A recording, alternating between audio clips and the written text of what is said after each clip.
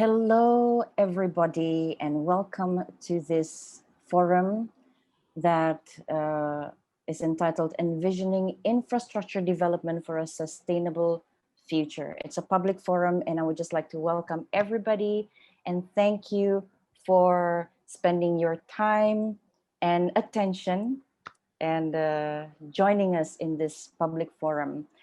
For everyone's information, this forum is a culmination of 3 years of work on humans, habitats, and highways, with a strategic focus on a collaborative assessment of the Pan Borneo Highway project. And Coalition 3H, the Humans, Habitats, and Highways, grew out of this process, becoming an advocacy platform from which to engage with government, private sector, academia, and the public.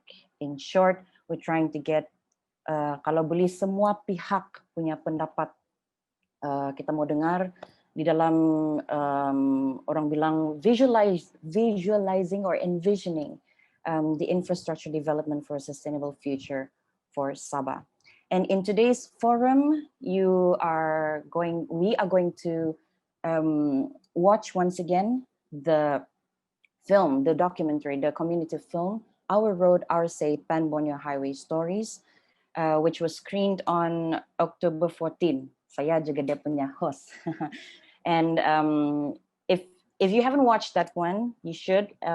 But if you have, then you should still watch this new version, because there are information and footages even in there that you might have not come across before.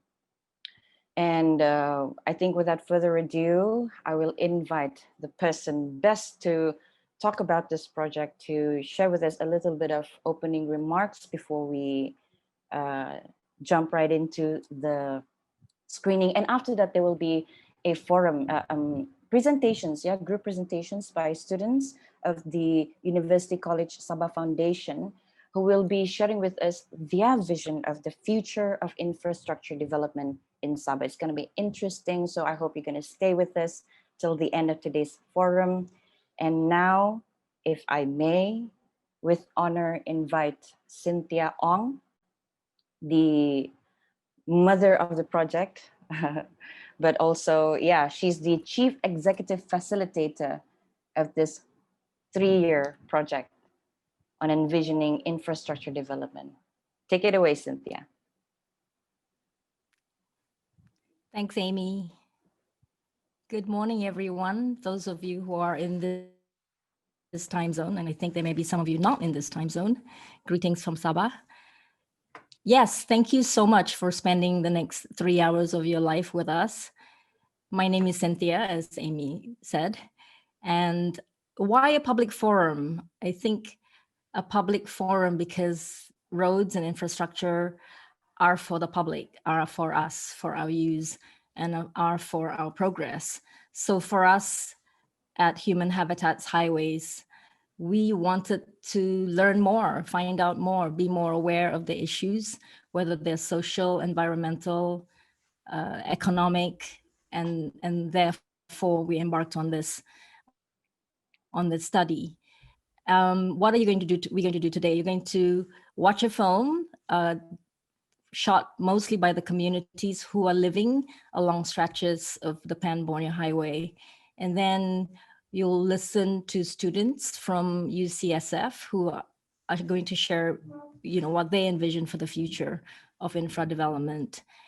And after that, we'll do highlights of the various studies along the stretches of the Pan Borneo Highway, and then we'll open for dialogue. And this is very much in the spirit of sharing. I believe there are civil society, members of the government, members of private sector on the call, on the webinar. And this is, for us, it was very much in the spirit of learning more and sharing the information that we've discovered ourselves. So enjoy the forum. Thank you. Thank you, Cynthia. Okay. My teeth has blended into the background, so ignore that. I guess that says that my teeth is very white. Bagus lah kan, putih gigi, biar mereng, jangan kuning. Yeah, guys, so it's going to be a laid back. I would like to envision today's session, this webinar, to be a light learning kind of session. So we will be learning a lot of things, and it's going to be very interesting because we're also going to hear from a young group of people on what they imagine our future, the future of Sabah to be. And maybe we'll hear ideas that we didn't think they would have. And ya, interesting lah, sebab bila kita bercakap pasal pembangunan di Sabah nih, mesti juga kita ambil kira, especially orang-orang muda punya pendapat. And later on, after the presentations by the UCSF students, there will be a collaborative assessment on infrastructure development in Sabah by the 3H Coalition. And so without further ado, I think we are all ready to watch the community film once again. And sekali lagi, film ini adalah direkam dan dibikin oleh ahli-ahli community sendiri.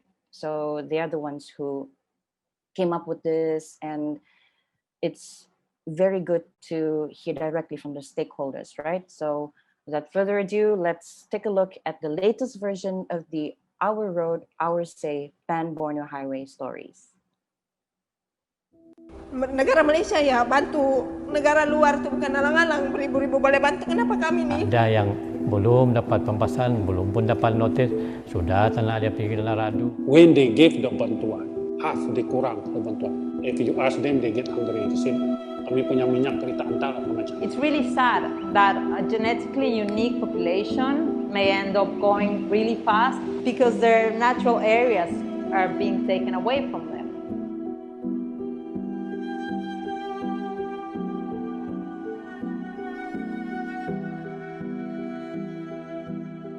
The island of Borneo in Southeast Asia is arguably the oldest, highest carbon and most biodiverse rainforest in the world, fringed by some of the most extensive mangroves and richest coral reefs. Rice farmers and coastal fishermen have long coexisted here with pygmy elephants and giant dragonflies. The Malaysian state of Sabah in northern Borneo produces 10% of the world's palm oil. It seeks both to sustain more than half the forests intact while transforming the quality of life. Pan Borneo Highway is a road network in Borneo, cutting through the Malaysian states of Sabah and Sarawak, Brunei and Kalimantan in Indonesia.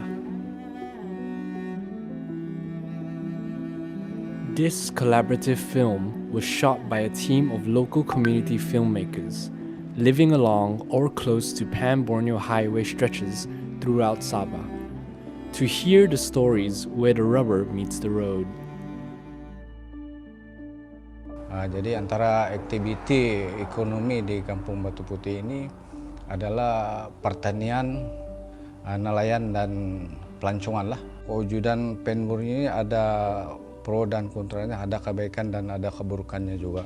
Memang memberi manfaat kepada rakyat lah pada keseluruhannya, karena rangkaian jalan raya yang sudah dinaik taraf, jadi dia memang memberi keselesaan kepada penduduk lah.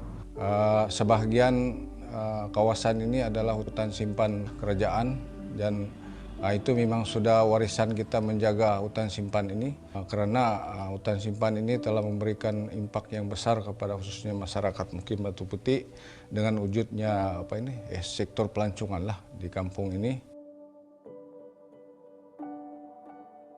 Majoriti penduduk Mukim Batu Putih inilah khususnya bergantung kepada sawit. Kemungkinan pihak Pan Borneo ini, syarikat Pan Borneo ini akan menggunakan tanah-tanah yang bergerak ini dan menjajaskan penduduk kampung lah, terutama sekali kebun karena musnah.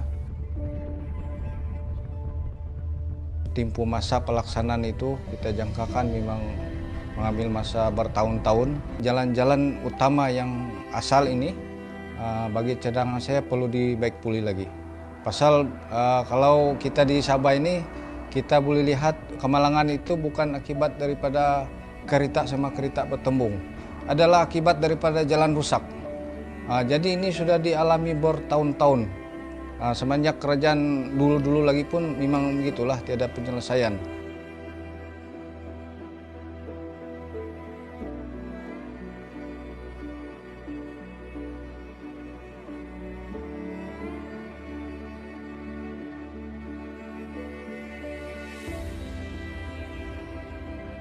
Pembinaan Pan Borneo ini akan melalui beberapa hutan simpan, akan melalui beberapa kawasan mangrove dan juga beberapa anak sungai.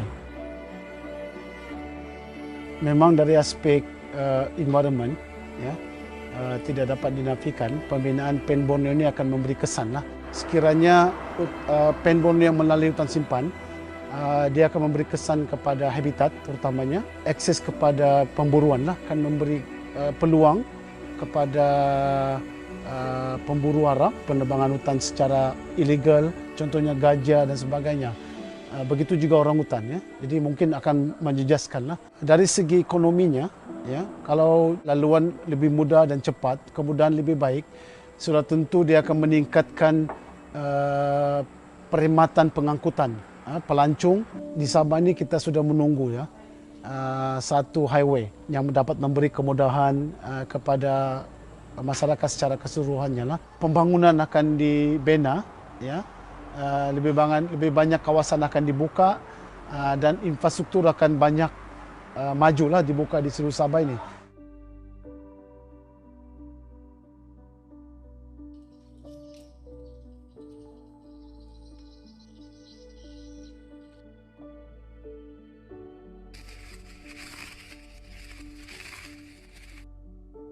Bersyukur juga lah air hujan membantu kami dalam musim ini.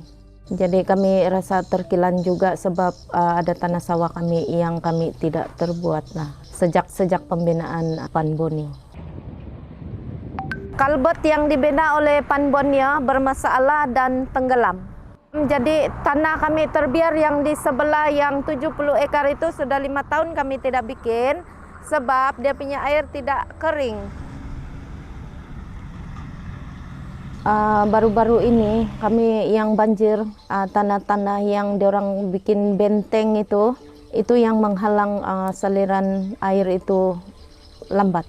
Banjir itu menyebabkan kami punya rumah pun kebanjiran, sawah padi kami pun rusak. Isu ini kami bawa juga pergi mana-mana, jadi adalah dalam dua musim dalam 1 tahun kami tidak akan nelayan.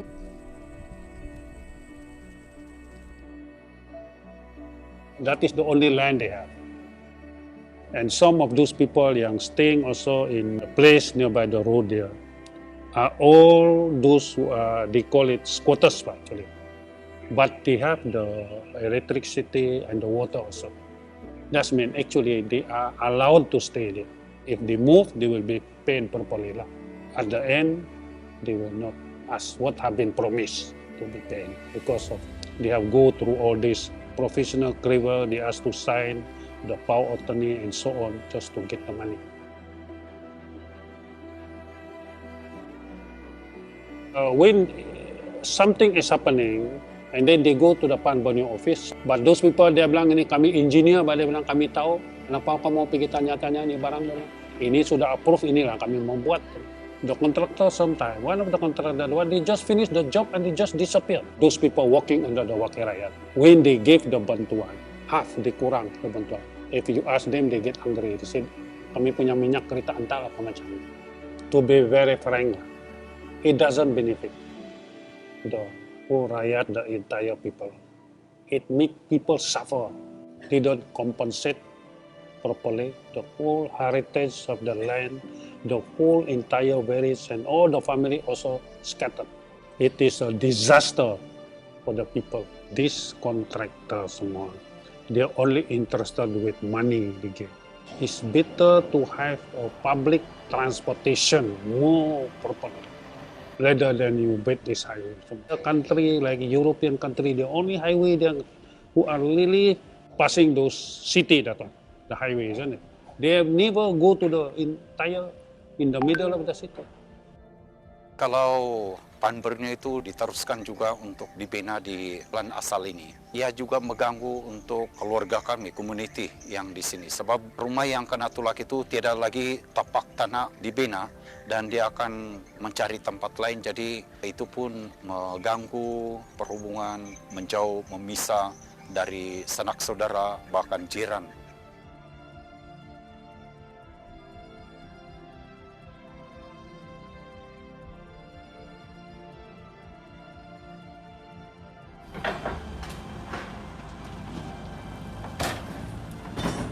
Rumah ini macam kami ini macam kira baru jugalah. Jadi terpindah kami di sini pasal yang ada projek tu yang Pan Borneo tu. Jadi akur lah pasal mesti mau dirubuh. Jadi kita macam rakyat ini tidak juga boleh menghalang bagi projek kerajaan ini. Ceritanya memang ada susah sikit juga lah. Pasal yang kami tahu yang kami ini tidak dibayar. Dikasih kami notis. Setiap kasih notis, kasih melekat 14 hari saya itu tempuhnya. Di mana kau mau lari 14 hari? Di situ kau membuka, di situ kau kemas barang 14 hari. Jadi macam bingung lah. Sebab kami ini tinggal di tanah kerajaan Rodoshop. Jadi saya berusaha menulis pemimpin masyarakat kampung, termasuk itu parlimen, pun saya jumpa pasal masalah itu. Nah, keluarlah peruntukan itu. Tapi ada juga yang tidak terbayar. Ramai lagi yang belum berbayar tu. Kita punya tempat lagi. Jadi macam seolah-olah anda beri kemanusiaan kah? Pasal kami ni didakwa ni.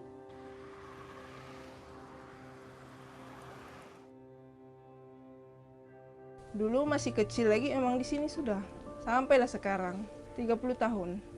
Kita disuruh keluarkan dari rumah ni tanpa ada dibagi pempasan ataupun dan penempatan baru lah. Asal dia panggilan mahkamah kami naik lah.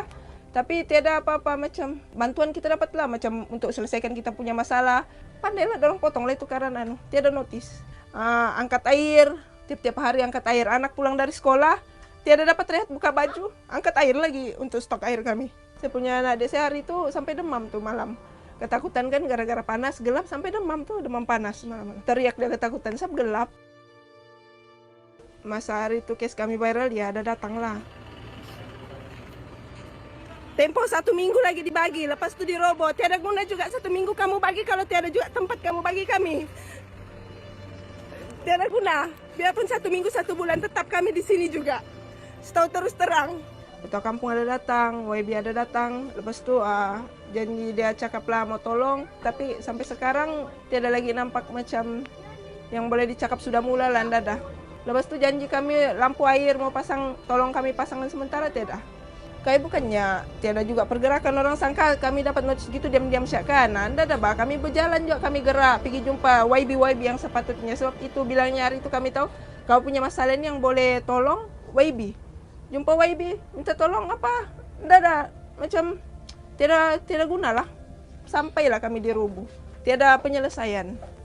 Kalau boleh tolonglah kami nih warga negara sini, luar negara laju pula mau tolong. Kenapa kalau kami ni rakyatnya susah pula, mau tolong pun setengah mati, macam susah betul lah.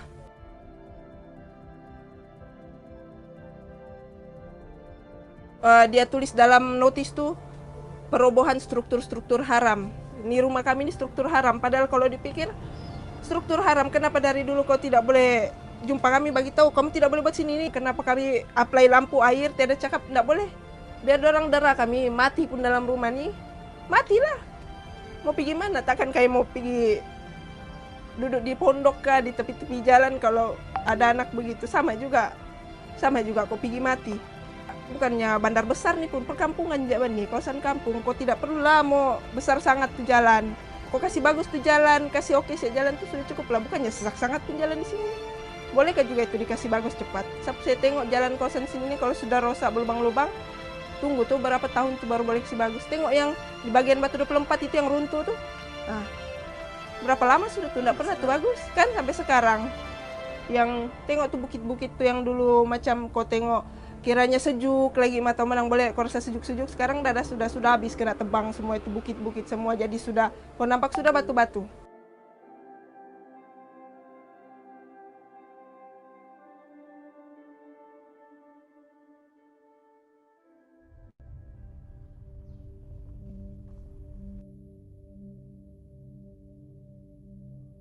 proyek Pan Borneo ini memang kami sangat bersetuju. Apa yang kami maklum sebelum ini pun memang Pan Borneo ini dia tidak akan langgar tapak kami. Alhamdulillah kalau jembatan itu akan wujud, kami para penduduk yang mata pencarian dia sebagai nelayan, contoh dia kan, senang-senang untuk seberang ke seberang. Pasal Pan Borneo kami dengar daripada orang ke orang je lah. Orang ke orang yang bagi tahu Pan Borneo ni akan melalui dari kampung kami sini. Kalau bagi kami anak muda, memang kami sokong pembangunan. Sebab bila ada jalan raya macam ni, lagi dekat kami pergi sesuatu kampung atau suatu tempat. Apabila jalan raya tu atau jembatan tu sudah siap, so kami punya sumber pendapatan atau laut kami semua terkacau. Jadi semua tu kami tidak solution untuk tu, kami pun tidak apa yang mau buat. Kami berharap sama kerajaan untuk handle benda ni semua, apa yang dia boleh. Contoh macam rumah kami roboh, dia akan bagi kami pampasan dan sedia kami tempat atau rumah baru.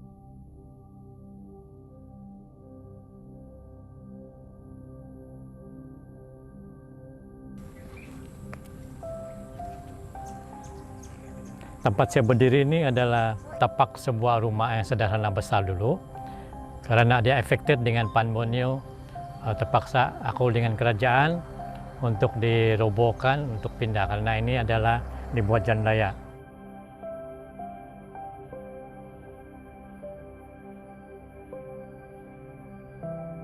Rumah ini akan diroboh. Ada sudah satu sini sudah dirobohkan. Dan semua di sini, di kawasan ini, akan dijadikan jalan raya Pan Borneo. Ada nih saudara kami yang sini ini yang jiran juga. Dia sebenarnya merayu untuk tambahan value pampasan untuk tanah dan rumahnya. Hampir 1 tahun dia tidak mendapat balasan balik sama ada diterima atau tidak. Kami mendapat surat pampasan itu macam tidak memadai lah. Dalam mengikut penilaian dia orang tidak nilai yang macam mana harga sekarang dan gaji untuk buat rumah itu. Ada yang belum dapat pampasan, belum pun dapat notis, sudah tanah dia pergi dalam radu. Jadi itu yang bikin dia orang marah. Kadang-kadang dia orang pergi halang itu kontraktor. So kontraktor yang datang terus pergi kasih bersih kawasan itu tanah, terkejut dan orang kampung. Jadi itulah prosedur macam tidak berapa betul, tidak mengikut saluran, tidak bagi tahu dengan betul.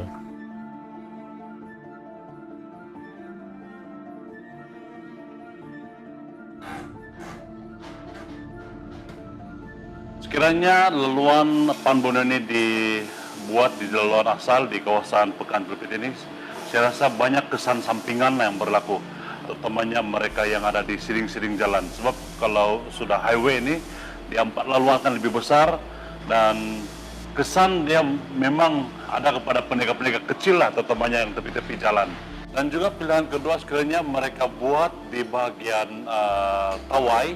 Kita tahu sana merupakan hutan simpan dan pernah satu kali merupakan ada satu kejadian di mana banyak gajah yang melalui tempat-tempat itu. Jadi kita juga tahu sana itu hutan simpan, lepas itu orang bilang tadahan air, binatang-binatang yang terancam akan terganggu atau akan mendapat akibat dia. Human-wildlife conflict is one of the most complex and urgent challenges for wildlife conservation around the world. It typically involves situations in which a threatened species poses a direct threat to people and their livelihoods, resulting in retaliation against the species they blame for this. Human-elephant conflict, HEC, is a prevalent issue in Sabah. HEC is a result of habitat loss and forest fragmentation. When elephants and humans interact, there is a conflict from crop raiding, injuries, and deaths to humans caused by elephants. Cases of elephants being killed by humans for reasons other than ivory and habitat degradation has also been reported.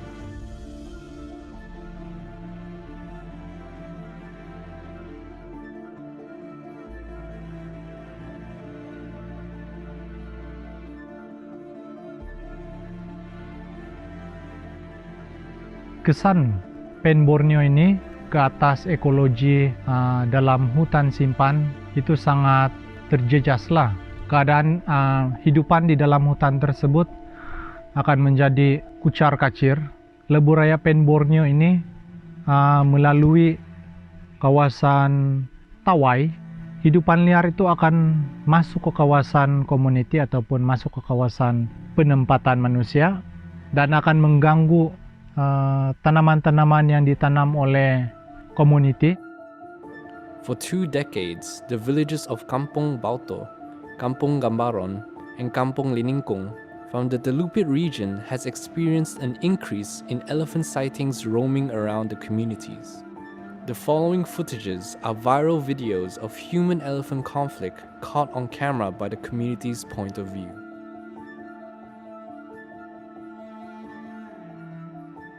Untuk makluman, gajah kesiangan di belakang rumah Pakcik Majani, belakang rumah Pakcik Majani sekarang live.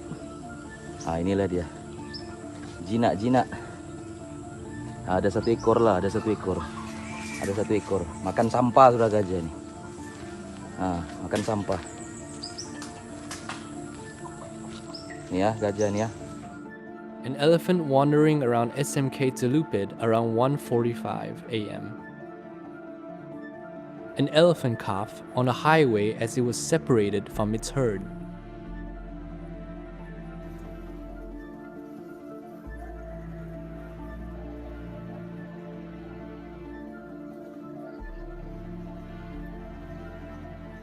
The following was a recording from 23rd of February 2018. A small herd of elephants entered Kampung Gambaron seeking food. The villagers made loud noises by shouting and firing noise cannons to deter the elephants, which in turn caused a stressful situation.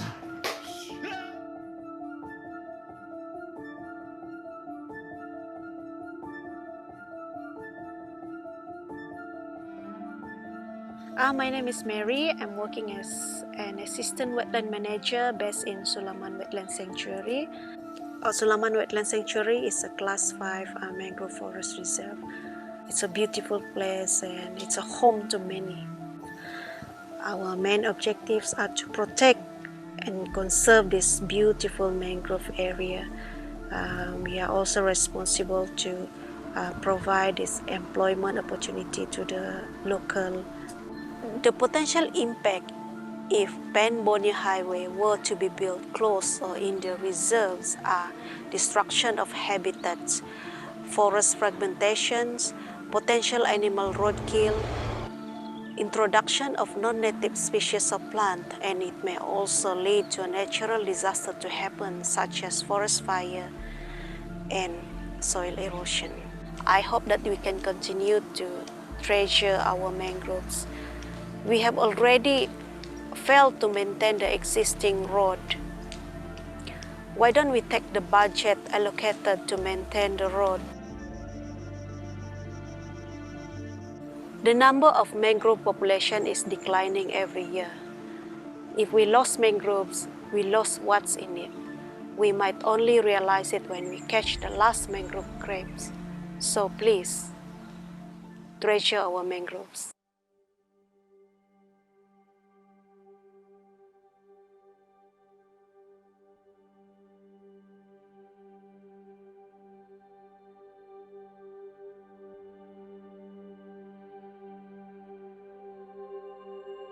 Nama saya Amazia Siza Moria Jumail. Saya sekarang bekerja dengan Danau Girang Field Center sebagai research officer. Bila bercakap tentang Pan Borneo, sebagai local community, it's unavoidable bila community maukan development.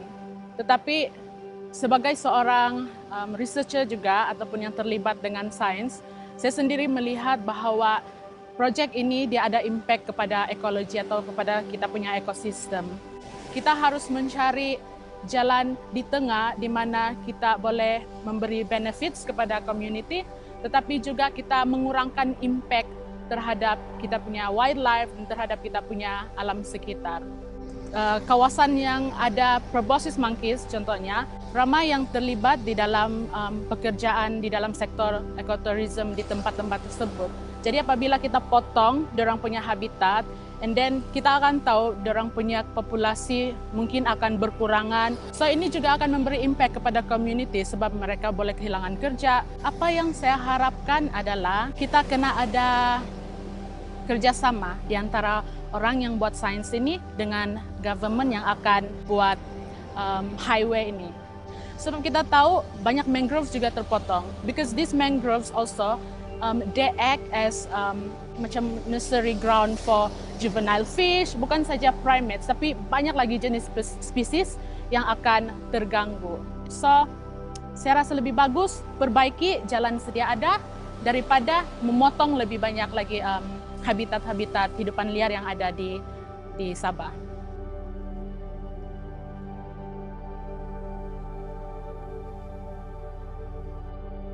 My name is Milena Salgado Lin. I work for Danakirang Field Center as scientific advisor, and I coordinate a few projects for research in Danakirang.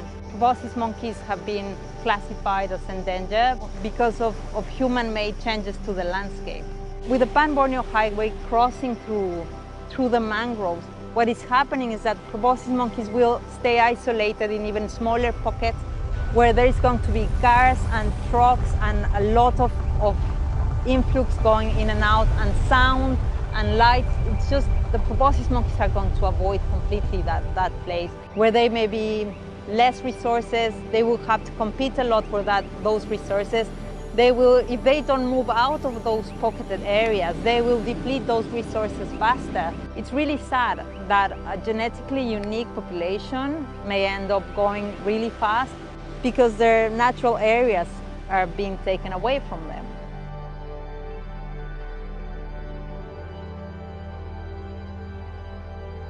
Kalau boleh, jalan-jalan yang sedia ada ini perlu tambah baiklah, ini taraf. Kalau boleh kita mau supaya pembangunan tu diseimbangkan juga dengan environment ya. Jadi saya harap dia akan menepatilah apa yang dia orang ucap lah. Is in the future this kind of project they must well inform and see the need of the people. Jadi harapan kita sebelum membuat satu proyek harus diteliti di peringkat kampung. Kalau betul mau juga menaik taraf negeri Sabah nih kan, naik taraf juga lah penduduknya. Jangan cek jalannya, tapi penduduknya, rumah-rumahnya kesian dibuang, dikasih begitu saja, macam yang tidak ada guna.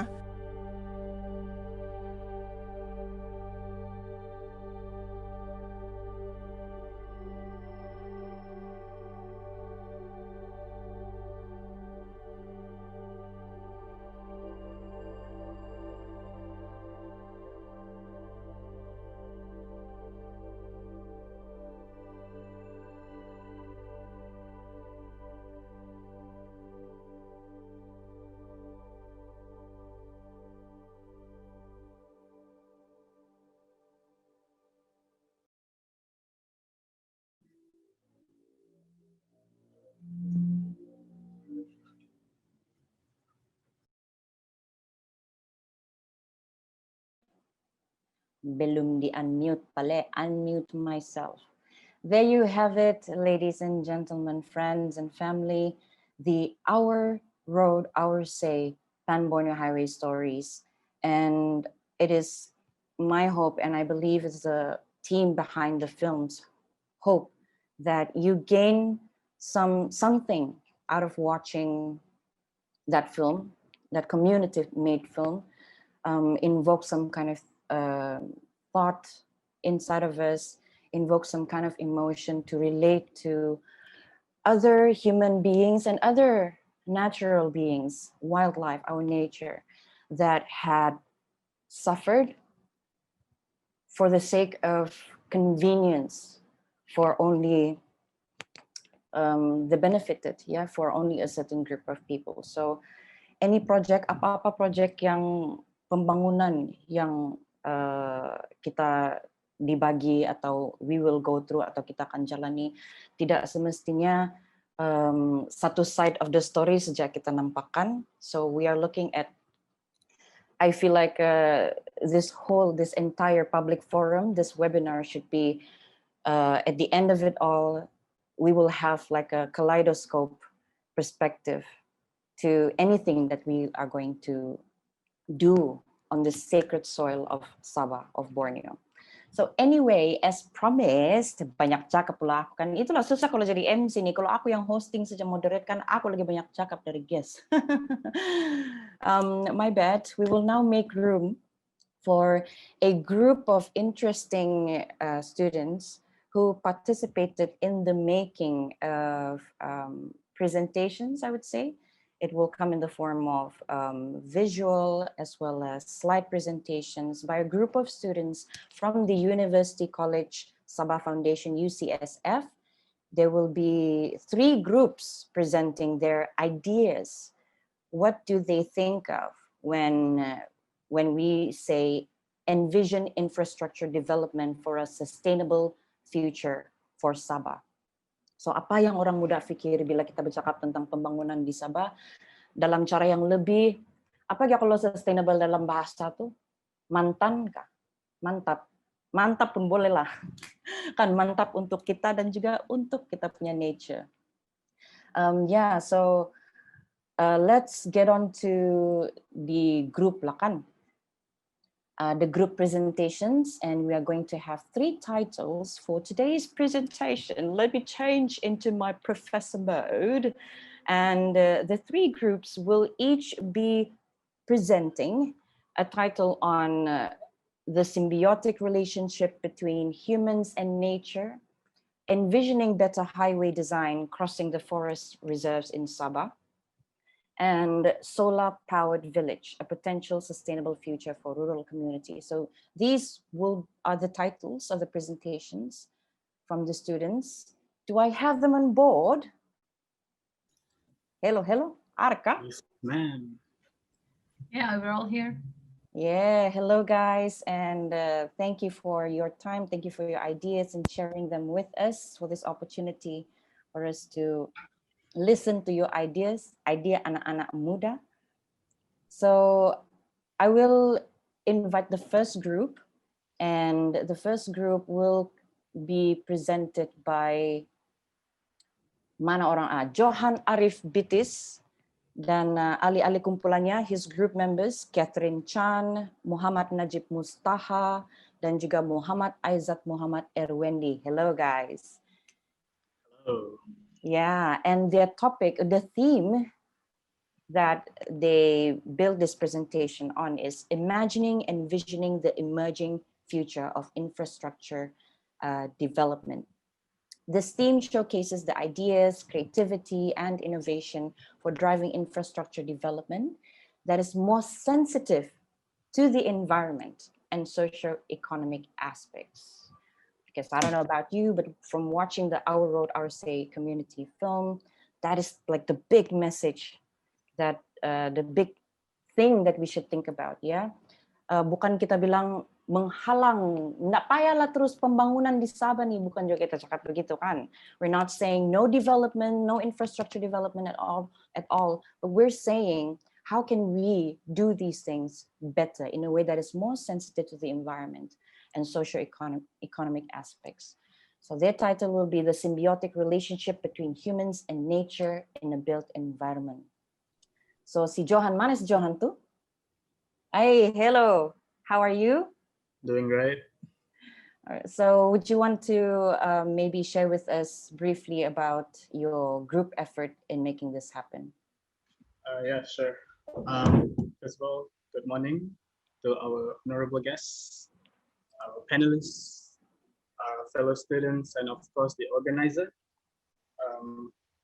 We are a student from University College Sabah Foundation from the Faculty of Development and Multicultural Studies, which consists of 4 students, me, myself, Johan Arif, Muhammad Aizat, Muhammad Najib, and last but not least, Catherine Chan. So for this video presentation,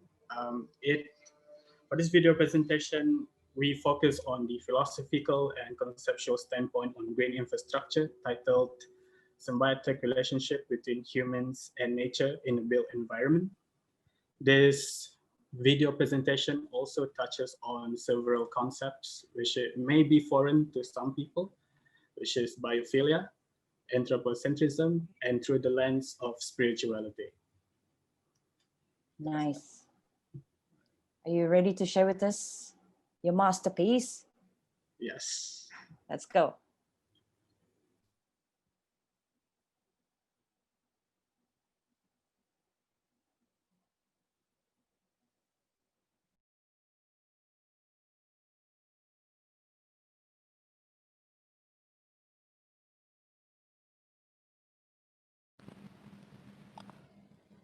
We always take from nature without giving back.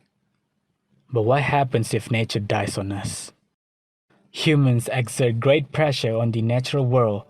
Habitats and species suffer not only from environmental changes caused by industry and technology, but also from the strain caused by the world's massive human population. From the looks of it, this is the relationship with nature we are currently in right now. We keep taking from nature without giving anything back. We are a parasite, leeching off of nature, ungrateful inhabitants, sapping the life out of our hosts.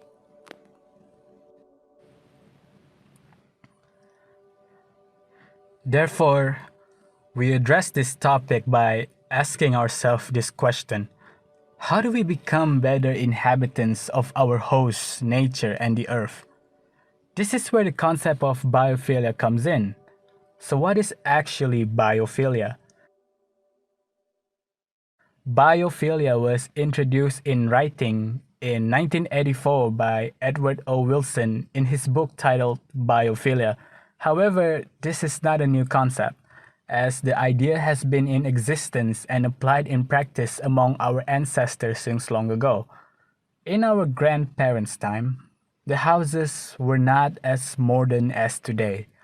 We consume a lot of electrical components, but our grandparents, they relied on the natural energy like the wind, the sun, and the moon for light sources. Before modernity came around, we were close to nature without having to rely on technology and such, and having to rely on natural resources. This is what biophilia is. Biophilia is everywhere around us. It can also be explored in languages. For example, the appearance of the natural world with its rich diversity of shapes, colors, and life is universally appreciated.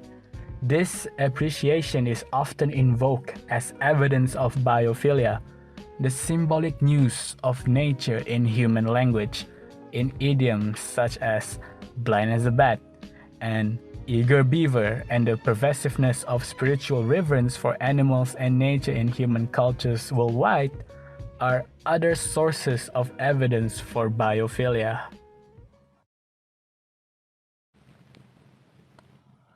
We incorporate the understanding of biophilia through our artwork as well, in a symbolic way. When we think of mothers, we think about love and sacrifice. Well, in fact, parents in general sacrifice a lot of their time and effort to raise a child. Without parents in our life, we are nothing. And the same goes for nature. Without nature in our life, we will also be nothing. In this artwork, the old woman represents nature, very old, and serve as motherly figure to the child, which depict us as humans and our reliance to nature. We have been taken care of by nature without nature asking for anything back. That does not mean we do not have to give anything back to nature, but it means that we should be aware of the privilege we have and realize that this will not last forever. Similar to how the woman is old, nature is also old and will die on us if we do not take care of it.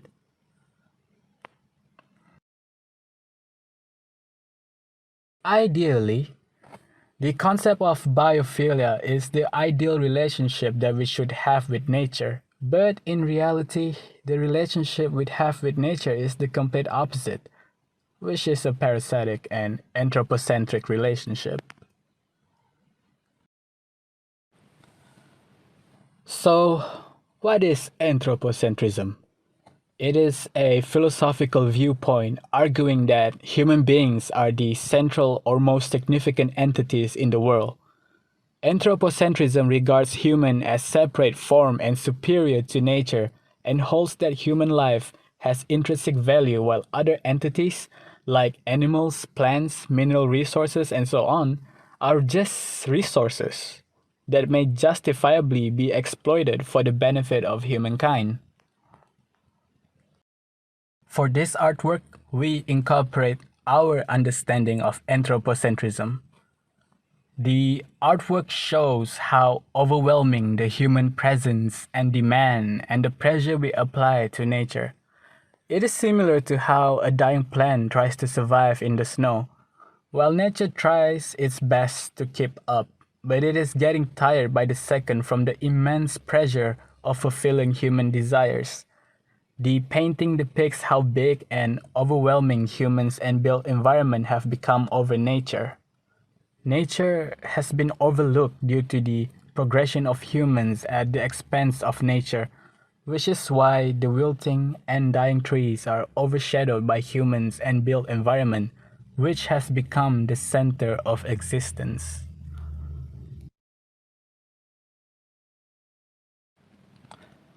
So, our anthropocentric relationship with nature is dangerous because nature is dying. How do we change this? To incorporate the human with nature, our philosophy is breath of life is a breath of nature, connected as one with the nature around us. Why is this as our philosophy? The rise of technology and industry may have distanced us superficially from nature, but it has not changed our reliance on the natural world. Hence, our innate biophilic tendency. Most of what we use and consume on a daily basis remains the product of multitudes of interactions with the nature, and many of those interactions are imperiled. Beyond such physical goods, the natural world provides less tangible but just as important gifts in terms of beauty, art, and especially spirituality, which includes religions. Another important branch closely tied to our understanding of biophilia is spirituality. Religion can serve as a way to implement the mindset of being green in a way that connects the human mind towards nature with guidance from divine scriptures, which is something that most green initiatives fail to do these days.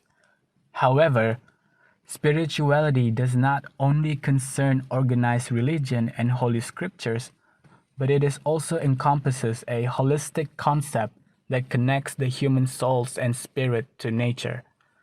Aside from organized religions, there are also indigenous beliefs that highlights the importance of connection between humans and nature and the importance of nature in human lives. They are known as comprehensive systems of beliefs closely connected to nature and the earth.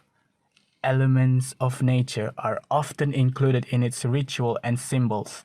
In general, nature is often regarded as the base of life, as the earth where the soil, rivers, trees, rocks, and animals. They believe that humans cannot live without nature, but nature will endure even without humans. With that in mind, let me show you how we implement biophilia and its related concepts into our own vision of green infrastructure. We focus this philosophical view towards the urban landscape, mainly on buildings. Buildings may not always be shopping malls, but it can also be schools, working space and hospitals, recreation centers and parks. Green infrastructure, especially buildings, are ecologically beneficial and have become something of a necessity in recent years. The natural environment is fundamental when it comes to supporting not only human life and well-being, but also on other spheres of health. If we continue with our anthropocentric relationship with nature, we are going down a harmful trajectory that will lead to a lose-lose situation by killing the planet. And by killing the planet, we are also killing ourselves. We focus our vision of green concept inspired by our very own university's green concept.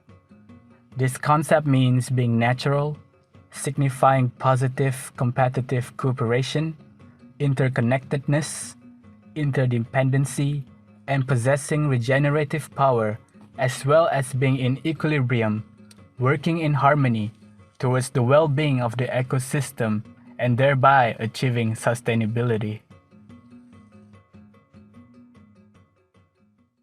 What do we put our philosophy in our vision of green infrastructure? Acknowledging that we human beings are a part of the ecosystem. We are a part of the ecosystem, not as separate beings. We move from being egocentric to being responsible partners and stewards. It follows that we should be aware of establishing a new relationship based on nature. This new realization leads towards mutual respect and the creation of harmony. Example, harmonization among participants, their actions and relationships in an ecosystem. Connected as one with the nature. Nature is not distant from us. It is not other. It is not matter alone, not the substance of birds and blossoms, but matter as desire. Nature is the embodied desire to connect. The senses are vehicles for this desire. They speak to our longing to connect. In this respect, we can say that what we truly experience when we are connecting to nature is the call of our higher self. We are never really disconnected from nature, nor can we extract ourselves from connection with other beings. Based on ecocentric worldview, ecocentrism finds inherent value in all of nature. It takes a much wider view of the world than does anthropocentrism, which sees individual humans and the human species as more valuable than all other organisms. Thus, there is a need to move away from the hegemony of anthropocentrism. Our philosophy is built in the ecocentric worldview. Example, acknowledging that each species has a natural value by the mere fact of its existence. As such, we as human beings need to discover this intrinsic value from the nature and the ecosystem.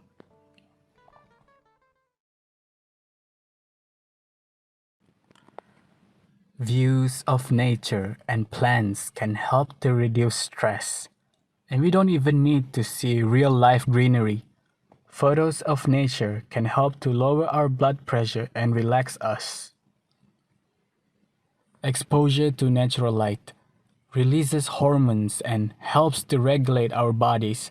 Different types of light can also impact how we work. Some studies suggest warm light should be used in intimate settings, such as break rooms, as it creates a sense of comfort and relaxation. Cold light is thought to improve alertness and productivity and reduce fatigue, so could be appropriate for meeting rooms where employees carry out most of their work.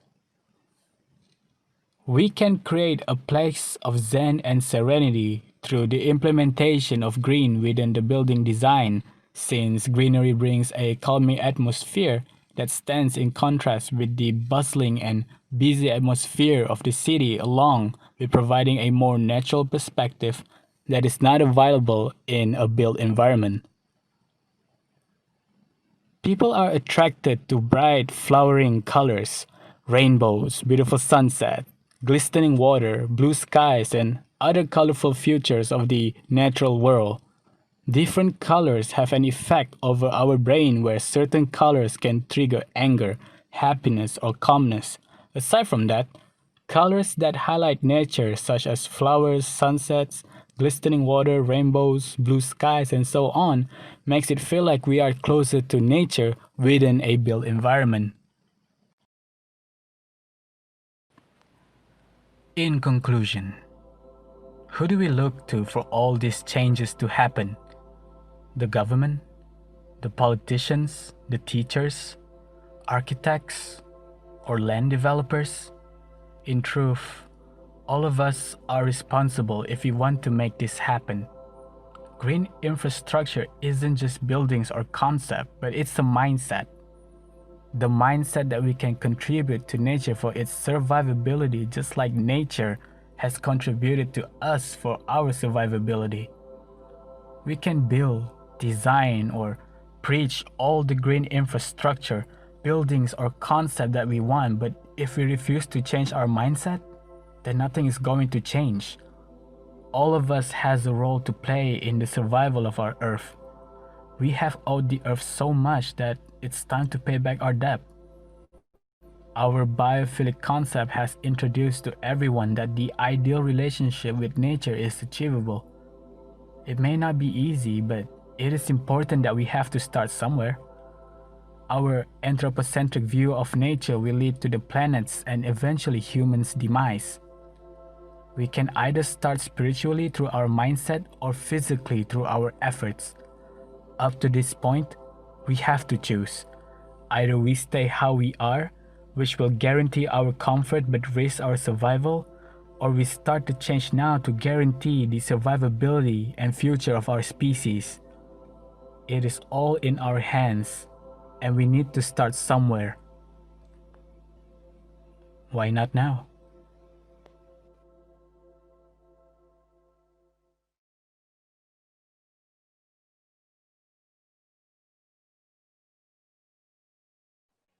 Wow. A lot of eye-opening and fact-facing information that we got from the presentation. I don't know about you, but that's how I felt about it. Biophilia, talking about biophilia, and very eye-opening in the sense that we are not separate from nature, but we are a part of it.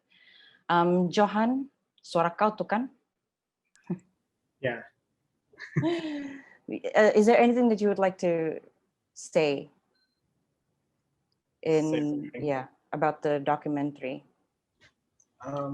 Well, presentation, maybe your experience in doing that, Yeah, the experience of doing it is certainly something that will not be forgotten, because with all the CMCO happening, so the team needs to be more agile and more adapt towards the new livelihood that we're going into right now. Oh, hold on. So so I appreciate my team members that are willing to go through all the whole process of doing the video and of course collecting informations, stay up late at night with me throughout the whole duration of the project that was given by us. And the video itself does require quite the heavy reading, since us student as well, the concept of biophilia is actually very new to us. And true, biophilia is... I'm sure for a lot of us today as well. Yes, and biophilia concept is, of course, new in a sense, since it was explored in 1970s. And it's more of a architect terms, but it's also news in the spectrum here in social science. So it's an interesting journey, and I'm grateful to my team, and I hope that the video serve as eye-opening and of course an education factors as well. Thank you. Thank you, Johan and team. Good job, guys. Catherine, Muhammad Najib, and also Aizat Erwendi. And by the way, the theme for that presentation, the first one was actually philosophical and conceptual dimensions of infrastructure development, bahkan? Salah aku cakap tadi. And actually the theme explores concepts such as the circular economy, sustainable development matrix, profit, planet, and people, and historical and spiritual dimensions. I like that they touched on that too. Very apt. Anyway, thank you, Johan and team. And without wasting any more time, we would like to make way for the second group. Second group consisting of Regina Justinus, Genevieve Byung, and Arlene Bryan. Wena, kasih mati dulu lorimu itu. Lori siapa tuh? Lori lagi. And there, yeah. Okay, some technical problems over there, but nothing we can't get over. But as the team members are getting ready, this team will be represented by Arl Sin, and the theme that they were tasked to explore is evidence-based design of infrastructure development, which will look at facts and science as tools and resources to influence decision making. A lot of the terms that we are using today could probably be a mouthful for a lot of people, even for a radio announcer like me. But bear with us, and hopefully you will be able to capture the ideas that these young people are representing to us today. Ada pula orang potong rumput lagi di belakang. I hope that's not captured on my mic. If you can hear the grass cutting, let me know. I'm going to have to adjust a few things in here. But the topic will be envisioning better highway design crossing the forest reserve in Sabah. Because obviously, as evident in the film Our Road, Our Say community film, that's one of the challenges that we face in developing infrastructure in Sabah, right? Because we are a nature-rich state, and at the same time, how do we deliver these infrastructure developments without causing or costing our environment and wildlife so much? Without further ado, I would like to invite Arlene to briefly share with us about maybe the preparation or what your whole presentation is going to be about. So good morning. My name is Alson, and my group member consists of me, Regina, and Genevieve. So our video is about envisioning sustainable development for Pan Borneo Highway, and we hope that this video can provide information about sustainable development that can be implemented towards highway, especially in Sabah. And I just hope you all enjoy our video.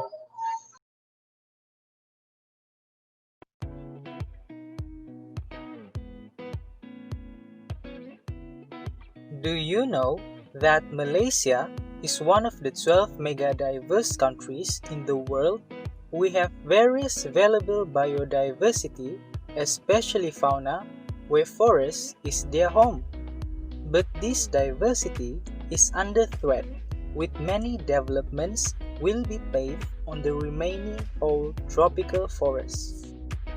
In the next 30 years, it is said that there will be an additional 25 million kilometers of paved road globally, which is enough to round the world 600 times.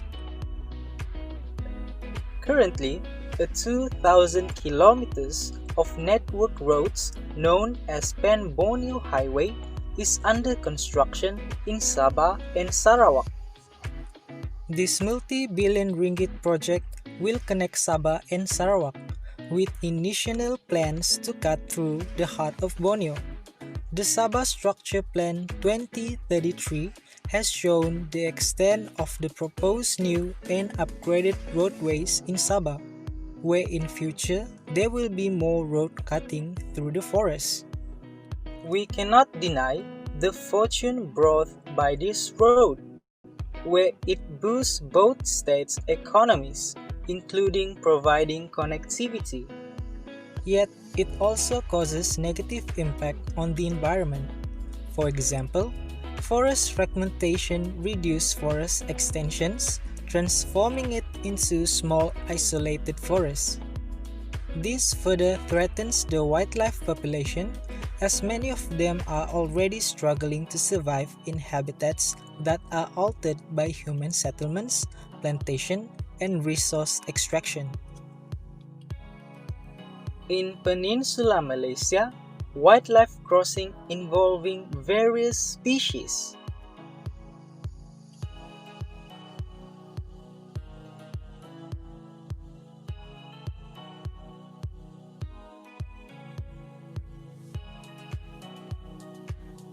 will Sabah's precious treasure end up like this?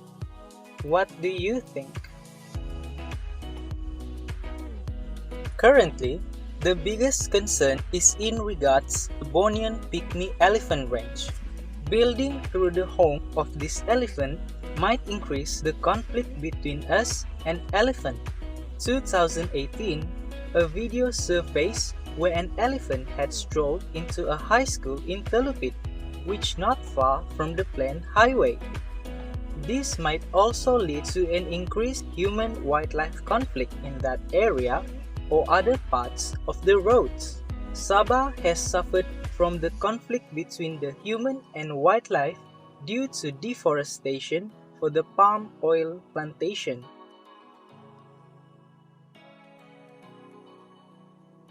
Then, let's imagine ourselves in the next 30 years where more roads will be constructed. We know that road is important for connectivity and economy, but we need to properly plan it to reduce the adverse effect in the future. But how? We can start by constructing a wildlife crossing. This method has been widely used to facilitate the movement of wildlife in a fragmented forest.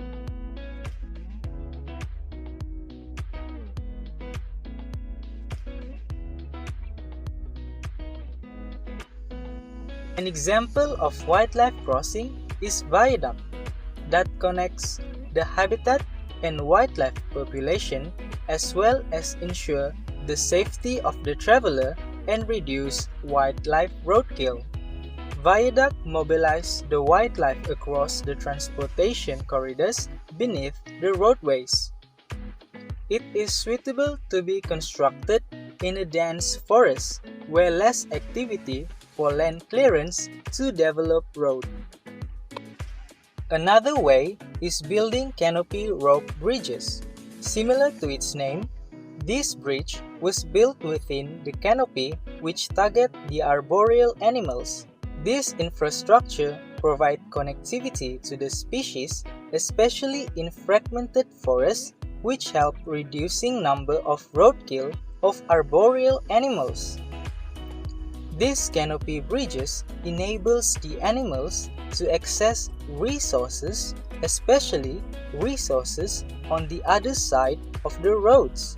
This method is convenient, especially to connect fragmented forests.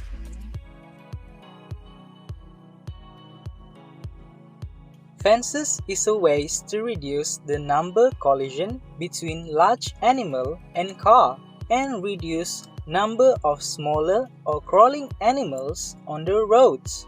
Generally, these fences made of wire mesh fixed with poles in conventional ways. However, we can use a less expensive method, which is biofencing, which use plants as a fence. Plants such as lemongrass, agave, and certain species of chili can be planted along the high-risk locations on both sides of the roads. In general, wildlife fences are erected only in places with high risk of wildlife accidents. Lastly is installing warning signs. There is a lack in signage, especially in areas where roads cut through the protected areas and area within elephant range. Warning signs can be placed in zones where collision may often occur or in places with abundant large mammal on roadsides. Warning signs can be more effective when it combines with a speed limit mark with light or flashing light that lights up during periods of high animal activity. But in which places in Sabah where all this method can be implemented?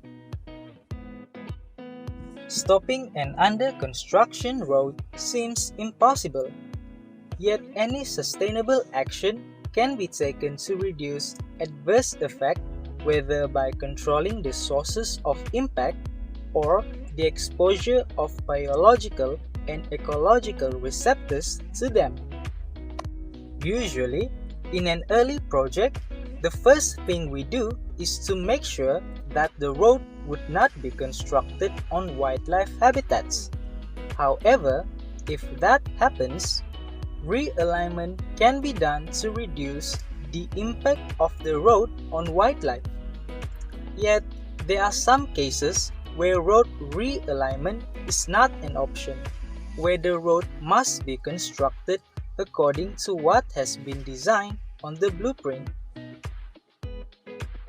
Many sustainable actions also can be taken to reduce the road impact on the wildlife, such as by installing a speed trap camera, a device that will capture the image of cars that drive over the intended speed limit.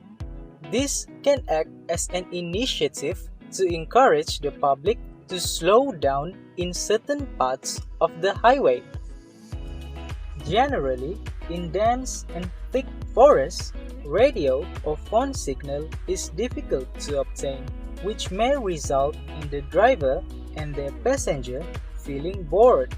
This would usually trigger the driver to speed up the car to pass by the forest quicker. We may be able to counter this by installing something called a musical road. This might sound weird, but like its name, this road is able to create a melody when driven over it. To get the right tune, the grooves must be cut into the road surface at precise intervals. To make the road sing, the ideal speed is required, where the car needs to move at about 45 kilometers per hour. A sign can help to tell the driver to be prepared for the musical break on the road. This would encourage the driver to drive slowly along the roads to enjoy the sound produced by the roads.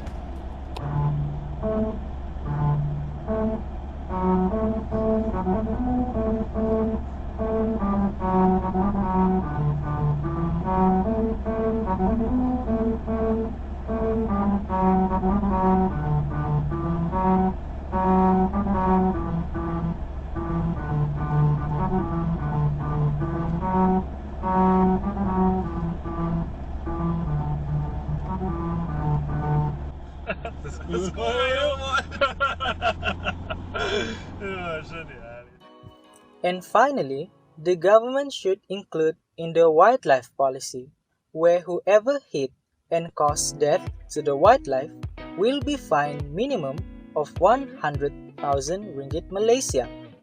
This can increase the awareness among the driver to drive carefully within hotspot area.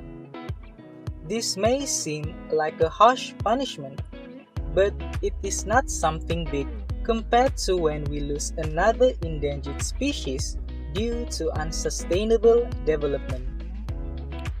A progressive action should be taken to save the biodiversity in Sabah, as we are blessed with many unique yet endemic species in our land. As the saying goes, prevention is better than cure. Therefore, we should always try to prioritize preventing the destruction of our remaining environment before developing anything for the future, rather than attempting to mitigate negative impacts from developments that are already implemented.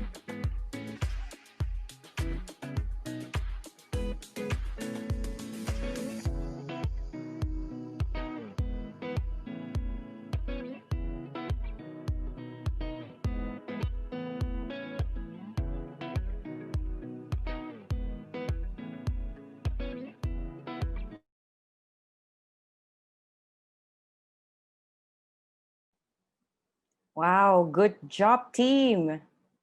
Si Genevieve kata dito, bukan si Arlson kan. That was Genevieve who spoke before the presentation played, and that was team 2.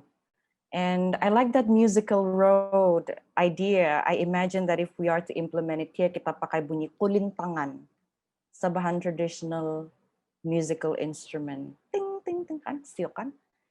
Okay, so, oh, it was Arlson. Memang si Arlson lah dia tu, dia guna si Genevieve punya account. Inilah ini teknologi ini. Bikin bingung. Anyway, before I lose the audience, I would just like to check in with everybody. I hope you guys are still with us, you know, presentations and all, we're all too familiar with that. And sometimes we take it for granted. And actually it's the time factor. It's almost noon and I know that hunger and maybe sleepiness may be kicking in, but I hope everybody stays with us because we have another group to present their thoughts and views. And to all the audience who are joining us in the panelists, as well as those who are watching via Facebook Live on Humans Habitats Highways Facebook page, you are encouraged to fill in polls. We're going to have polls, and you're also encouraged to ask questions. The Q&A button is available on this very advanced Zoom application, video meeting application. So ada Q&A di sana, and you can just type in maybe your comments or maybe the questions that you might have for our panelists who are in here, or maybe even the students who presented their ideas. We have students, we have civil society members, we have even representatives, members from the government sector. So it's a very all-encompassing, holistic audience that we have here today. So if you have any questions and comments, do throw them in. So anyway, Arlson, yang tadi dia pakai si Genevieve punya account, group number 2, would you like to say anything before we move on to the next presentation? And by the way, you sounded like a voice from the heavens, macam Tuhan ni bercakap dari surga, tadi bisa ada echo kan? So if we can tone that down a little bit. Adakah member dari group tu mau maybe say something? So, that I don't have anything to say. Tuhan, begitu leba. Kenapa itu begitu? Or yeah. So I'm sorry about that. No worries. So I have nothing to say because of echo. Yeah. I get it. Yeah, Arlson, we really did. And thank you for sharing. Again, thank you to your team and you for sharing your ideas with us. I think we've gotten a few ideas on what are some of the very doable things that we can do here in Sabah when we think about infrastructure development. Banyak sebenarnya yang kita boleh buat. Tapi itulah, mau research, mau usaha sikit, mau duit lagi. So this entire day, this entire forum up to this point, you know, in my mind, it seems like it's a war. It's a decision that we have to make between money and nature. And, you know, they both run out, but we are a part of something greater, I feel, nature. So mana satu yang kita mau prioritize. Anyway, thank you once again, Group 2, and for the wonderful ideas. And next, hijau sudah gigiku ini, mau berminyak-minyak sudah buka. Okay, face is starting to get oily because it's almost noon. That happens. Thank God I put a little bit of makeup on today. So yes, throw in your questions, your comments. Maybe you want to say something, or maybe even share with us if you feel that this entire effort of this forum and the whole 3-year work of the Humans Habitats Highways has opened your eyes one way or another. And we are going to move on to our third presentation. And after that, we are going to hear from experienced people, I would say, to talk about a strategic collaborative assessment of infrastructure development. So very insightful presentations later on from the Coalition 3H team, yeah, the Humans Habitats Highways. But for now, The third group from UCSF, from University College Sabah Foundation, will be presenting a topic entitled Solar Powered Village, because they are asked to create this around the theme of imagining and envisioning the emerging future of infrastructure development. So mungkin kita dengar dia punya title dari grup 1, 2, 3 macam sama saja tuh.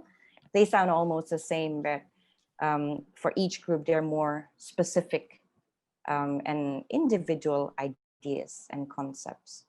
So team members consist of students from the Faculty of Development and Multicultural Studies, betul?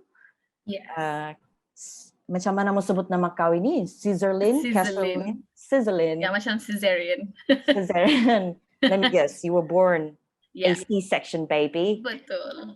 Kreatif sekali mamamu. Yeah. So Scissorlyn Jindan, Danielson Cornelius, Muhammad Nasruddin, and Ewa Gloria Justin. Hello, guys. Hello, Thank you hello. for joining us. So Scissorlyn. Yeah. Okay. Yeah. You all know my name is Cesarean, named after Julius Caesar. I would like to prefer instead of reminding my mother. Meaning it's to each of us, right? To Yeah. each- So I'll be the speaker for today. Thank you, Amy, for introducing us. And thank you to the organizer for this opportunity today. And I hope everyone is well at home. So let me introduce to Muhammad Nazruddin, the team leader, coordinator, and the data researcher. Elwa Gloria, the data collector, analysis, and the proofreader. Danielson, the data collector, researcher, and statistic analysis. And finally me, the video editor, narrator, and presenter. Okay, why solar energy? With the recent pandemic, we witnessed a change in how we work and operate. Suddenly, everything is online. Everything is about which software works best and which platform allows us to complete our tasks online. And all this could not be done without electricity, which made us think, that what about the people we know in rural communities who do not have this privilege? The more we dig, the more concerned we get with the complication faced by SSB when supplying electricity to these rural areas. And we felt that we cannot let this continue further like this. Thus, we came up with a sustainable approach to this complication, which is the use of solar energy as a source of electricity. Okay, we can continue lah. All right, take it Yeah. away. Group 3.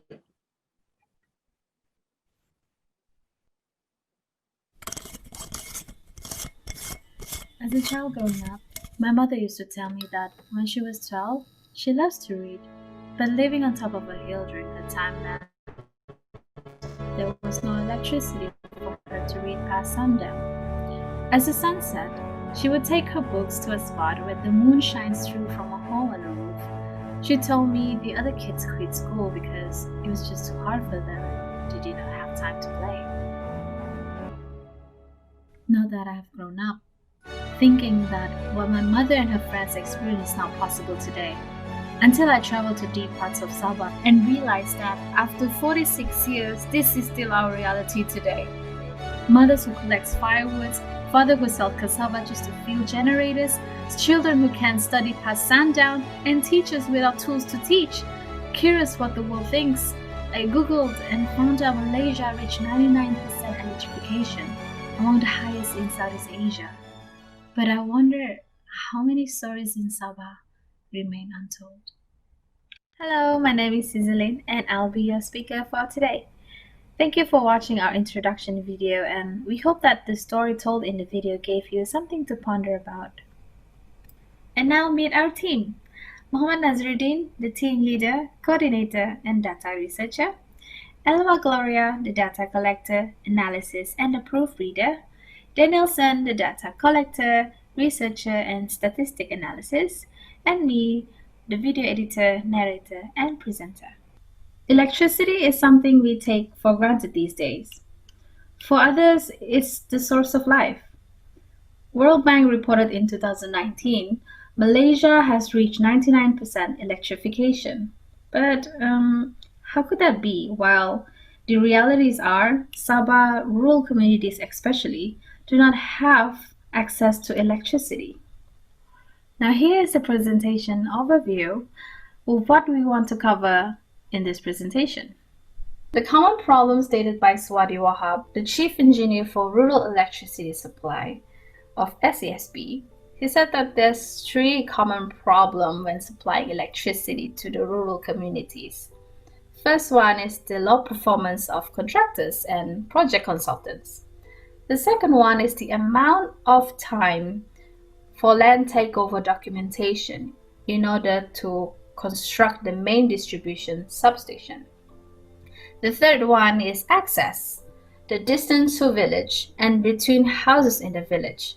Some of the village only have 2 to 3 houses, which is normal in the rural areas of Sabah. Why do we choose solar in particular? Of course, it's an alternative source of electricity, because Malaysia currently relies 53% on fossil fuel as a source of energy, which is non-renewable, that exists in limited supply, and takes millions of years to replenish. In 2018, Malaysia's CO2 emission was 257 million tons. These high levels of CO2 emission contributes to global warming, which can lead to ocean level to rise and the disruption of ecosystem. The second one, it's obviously the unlimited source of energy. Although more can be done to harness the power from the bright fireball in the sky, several countries have taken the lead in capturing the sun's energy and are using it as a viable source of electricity. Countries like Germany, China, Italy, Spain, and many more are taking solar energy to the next level. To think with their climate, harnessing solar will be limited. But these countries are proving that solar power is a legitimate answer to the world's search for alternative to fossil fuels. Malaysia's tropical climate is the golden opportunity waiting to be explored. The third one is low maintenance requirement. In most cases, renewable energy technologies require less overall maintenance than generators that use traditional fuel sources. This is because generating technology like solar panels either have few or no moving parts and don't rely on flammable, combustible fuel source to operate.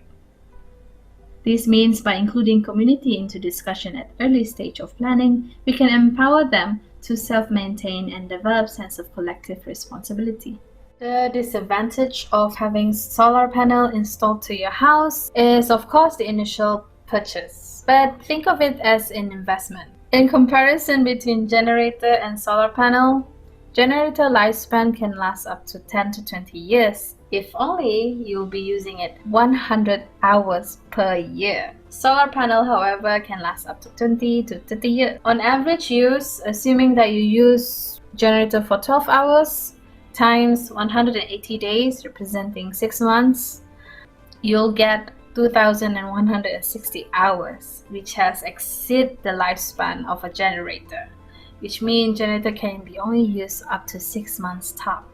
Meanwhile, solar panel, you can use it either 24 hours or only when necessary.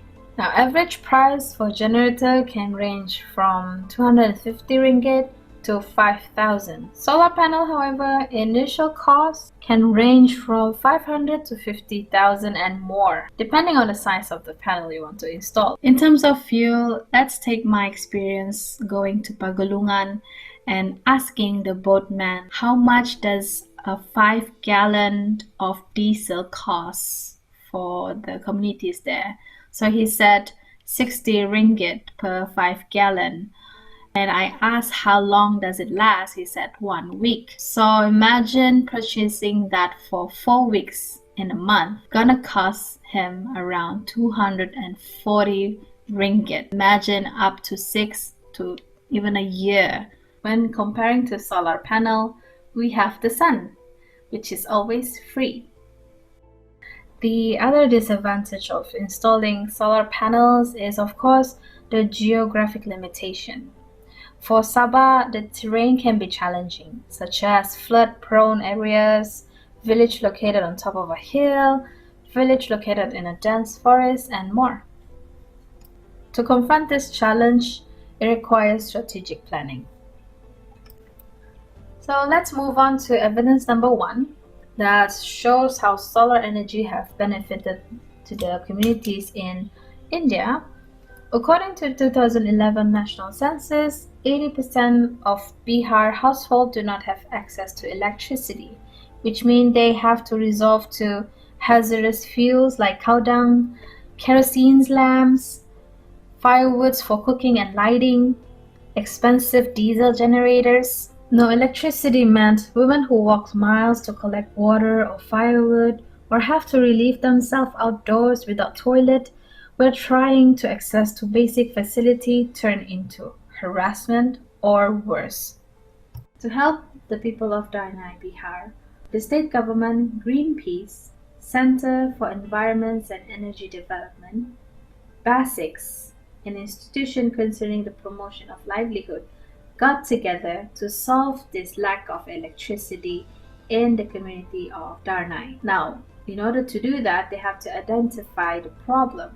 So the problem was the centralized power station has a high risk of damage when supplying electricity to the village of Darnai. So what they did, they introduced decentralized renewable energy, DRE, where they focus on-site solar power station instead of relying centralized power plants with high risk of damage by weather from miles away. This involved Darnai communities in initial planning to discuss tariff plans, maintenance, and follow-up report. Now, the outcome of this project is that they successfully light up 450 homes, 50 commercial operations, 2 schools, a training center, and a healthcare facility. In terms of safety, street lights are open, job opportunities, extended productive activities, and improved agriculture by using solar power irrigation system instead of diesel powered. Let's take into example of using decentralized renewable energy and apply to Sabah's rural communities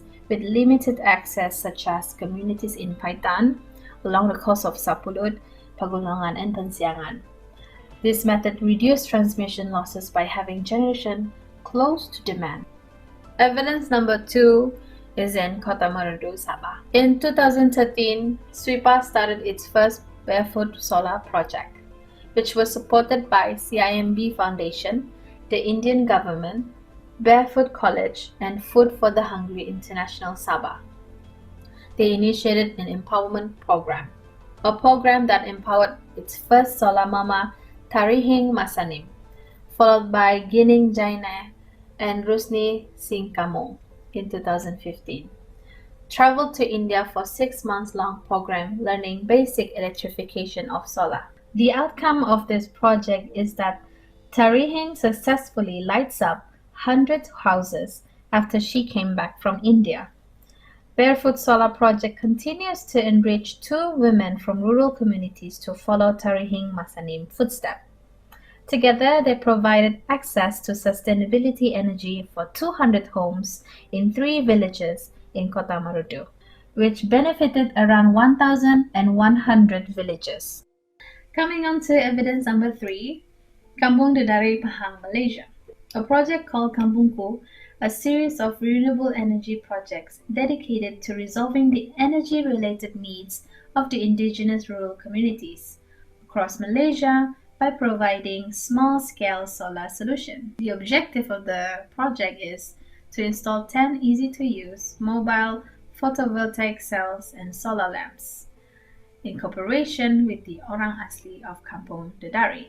The outcome of this project is that Kampung Dedari has initiated 4 other projects empowering over 288 Orang Asli through solar power. Through 2 evidence of this empowerment initiative, this can ensure sustainability of the solar panels or station installed where the communities are able to monitor, identify, and repair solar equipment.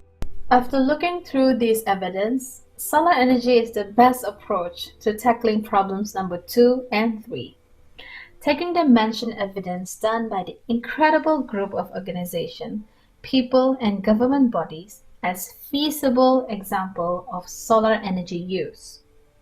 We can adopt India as an example of using decentralized energy where the people can facilitate the integration of renewable energies, reduce transmission losses by having generation close to demand, and can adjust to demand's growth. If you look into this picture, the first picture is an example of centralized substation. It requires massive plot of land, and this was taken just close by my house. And compared to decentralized method, you can see that the solar panels is installed on top of the roof or on the side of the house. With this understanding, we can tackle problem number 2, which is land takeover process. This can decrease because solar takes less space than substation. Panels can be installed directly on the roof or beside the house. In terms of tackling problem number 3, which is access, installing substation, connecting supply cable to far distance village is no longer required because solar panels are portable and can be installed to each individual houses. However, it will not be as easy as it sounds. In terms of tackling problem number 1, requires strategic planning and approaches based on case-to-case scenario. In order for any development projects to work, it is crucial to determine the stakeholders involved and responsible in which areas. They must come from different expertise, knowledge, experience, and skills that come together to ensure the goals are met for the future. What we learned recently is the existence of triple helix, is the involvement of 3 systems: the government, academia, and the industry. However, the downside of this model is often or not, products and services not used, lack of transparency, innovators and end users do not understand each other, frustration, and focus more on technical innovation instead of social innovation, which unfortunately is happening with several projects development in Sabah. We think we can do better than that when it comes to uplift and empower our communities for a better future. This is where quadruple helix model is required, first suggested by Elias G. Karayanis and David F. J. Campbell. A model that requires participation of 4 societal subsystems where public and private organizations interact in value-creating processes to transform various inputs into valuable outputs for themselves and others. First, the participation of the government, in this case SESB, Ministry of Science, Technology and Innovation, SEDA, Sustainable Energy Development Authority. On the academic side, research centers, universities. The third one is the participation of the industry. In this case, Rand Hill Power, Easy Solar as a solar panel distributor, financial bodies, banks, contractors, and CSR industry partners. The last and most crucial part of the system is the community. The movers of community is the NGO. They enable citizens to work together voluntarily and to promote social values and civic goals. They also work closely with the community. And lastly, the key to any successful initiative or development project is the village communities, the one who is in need of help and empowerment. They are the essence of any initiative and development projects. Taking community inputs, ideas, and concerns and empowerment training will ensure sustainable outcome. Through this community engagement, we can create an alternative governance systems and promote the community control of energy resource and making them independent. With this evidence, we hope this acts as a stepping stone to prove the feasibility of solar energy use in Sabah. By empowering rural communities in using solar energy as a source of electricity, this will inspire urbanites to participate in a renewable energy movement and increases the chance of achieving Malaysia renewable energy policy by 2025. As youth, we feel this forum has given us an eye-opening moment to see the realities of our homeland, the land we share with our mothers, fathers, sisters, and brothers of diverse cultural background. When we participate in this forum, we became the voice to retell the stories of our people living in this condition, in this era. Of course, we feel a mixture of anger, frustration, and even disappointment, but somehow we are still hopeful. Hopeful for a future where we have the potential to be the pioneer in renewable energy that helps both communities and the environment. Hopeful for a brighter future.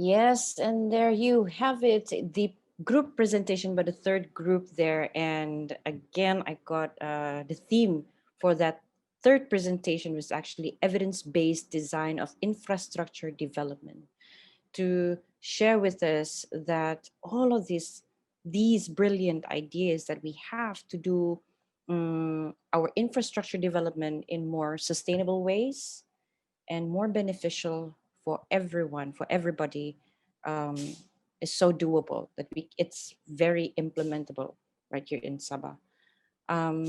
Maybe Sister Lynn, would you like to say any last few words? Throughout our experience doing this, it's really eye-opening, especially to us as youth. If at first we were saddened with the reality of our Sabah, while we sitting here with the privilege of having lights over our head and internet connections as strong as my muscle. But knowing that there are students like us living in rural communities that don't have this privilege as same as us in these urban areas, and the more we dig in, the more clear it became how Sabah current state is actually concerning, especially in rural parts of Sabah. And the more we get fired up as a youth to find a way how to overcome this problem we have. So yeah, it's really an eye-opening experience throughout this forum. And Good yeah, job, thanks. guys, by the way. Okay. Your presentations from your group, Lynn, from the second group, the first group, all good job, guys. A well done and Thank you. eye-opening information and details that you shared with us. Yeah, we're actually a little bit behind time, but again, I hope you guys would hang in there, bear with us, because the next session is going to be pretty interesting as well. As we said, this webinar, this public forum, is a culmination of 3 years of work on humans, habitats, and highways, with a strategic focus on the Pan Borneo Highway project. So Coalition 3H, by the way, humans, habitats, highways, they are going to share with us this strategic collaborative assessment of infrastructure development, focusing on the Pan Borneo Highway as the case study for the sake of this presentation. So I would like to invite the chief facilitating officer, the chief executive facilitator, Cynthia, once again to open for this next presentation. Oh, okay. Mungkin. Welcome to Sabah, where we experience sometimes internet disconnection. So I will invite instead Winnie Long, CEO of Leap Spiral, and also representing Forever Sabah. Hello, Winnie. Hi. Can you hear me? Yes, loud and clear. Yeah, sorry, because Cynthia's internet line is not that good somehow for today. Yeah, So, happened. good morning, everyone. I'm Winnie from LEAP and Forever Sabah. So now it's our turn to share. Yes. Okay, so to better understand the impacts of infrastructure development in Sabah, actually we did a collaborative assessment with all sectors, government, private, academia, and communities. And in this particular case, we focus on roads, again, in particular, the Pan Borneo Highway. So we looked at the social, ecological, and economic issues. And today we would like to share our findings with you all in the spirit of responsibility and transparency. So without further ado, I now would like to invite my colleague Sylvia to share some of the findings with you. Good morning, everybody. I'm Sylvia from LEAP. And so a little bit more about the Pan Borneo Highway. In Sabah, its construction is divided into 3 phases. And currently we are in phase 1, which covers over 700 kilometers. And this is divided into different work packages. So far, I believe around 25% of those work packages have actually been completed. And we have identified 5 areas of particular concern in terms of social and environmental issues, which I will go through very quickly here, and where we hope we can input into the design and alignment planning. So the first one, which is already underway, is in the Papa area. Here, the Pan Borneo Highway is being built through rice paddy next to the existing road, rather than just widening the existing road. The new road is parallel to it. And we have found that this new and elevated Pan Borneo Highway has actually caused a change in the hydrology of the area, affecting the drainage of the rice fields and causing flooding, as mentioned in the first video we saw just now. The second area of concern, where construction is already partly started, is the so-called Kinabalu Gold Coast, a completely new 2-lane road from Serosop near Tuaran to the tip of Borneo, right along Sabah's northwest coast. Now, the environmental impact assessment, or EIA, for this stretch, done by the EIA consultant, was not deemed good enough and was not approved by the Environment Protection Department, except for one work package, which is work package 10. And I shall go into more detail about that later on.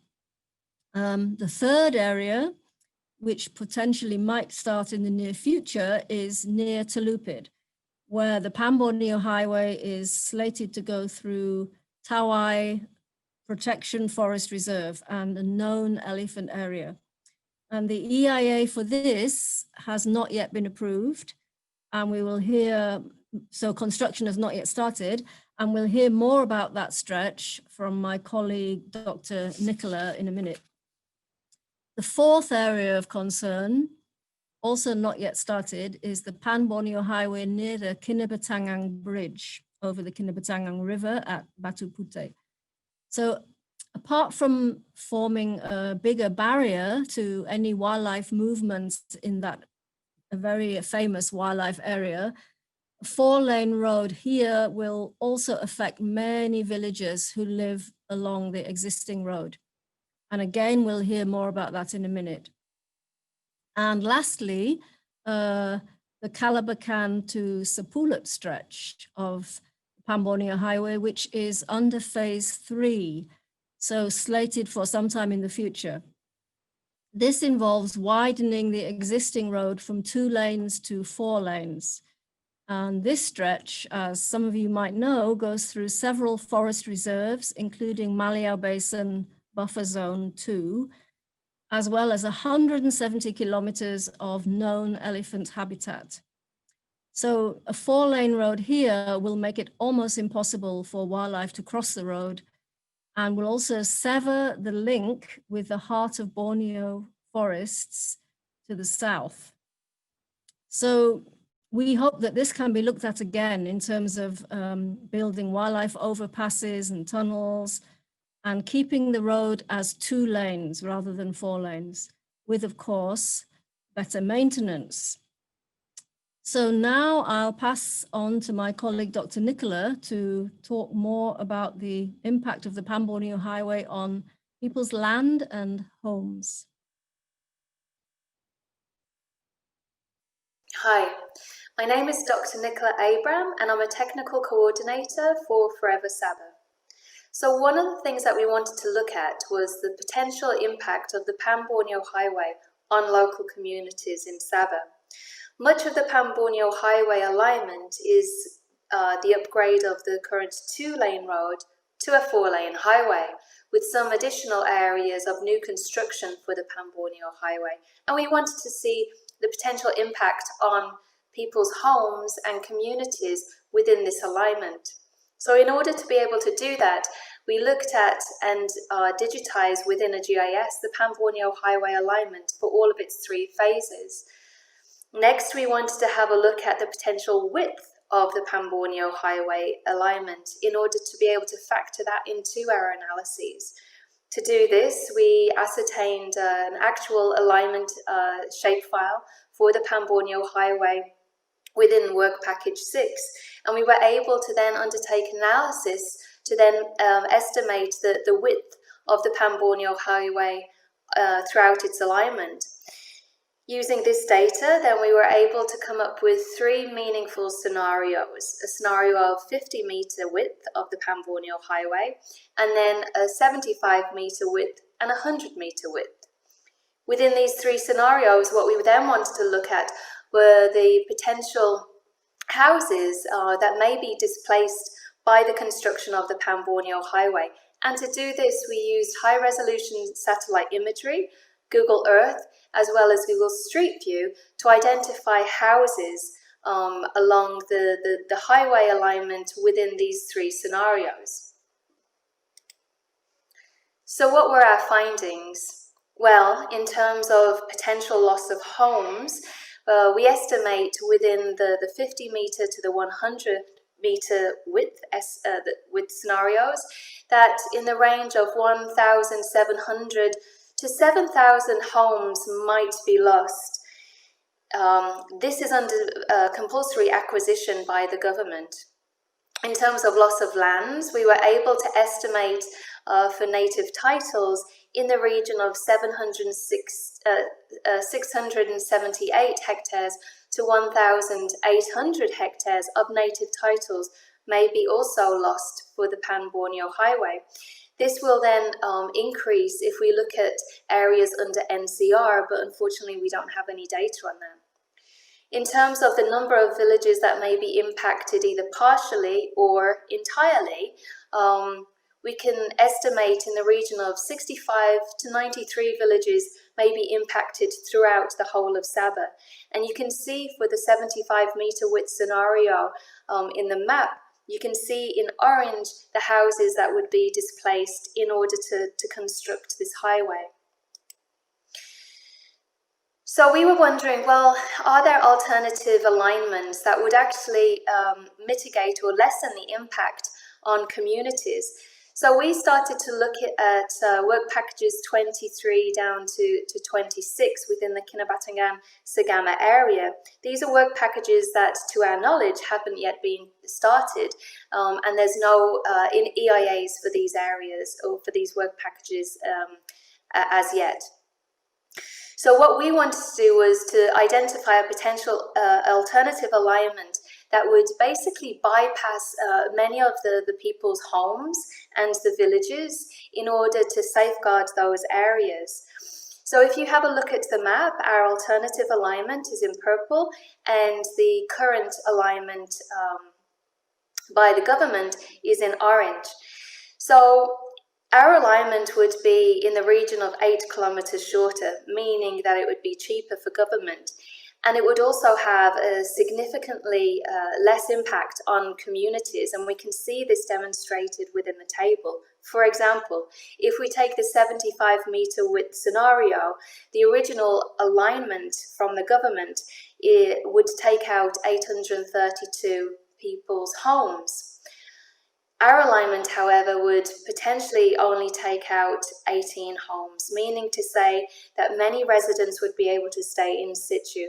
And in fact, many of the communities that are linear communities that are along the current two-lane road would be able to retain their community and their village, and they wouldn't be displaced. But it's not just alternative alignments for communities that we've looked at.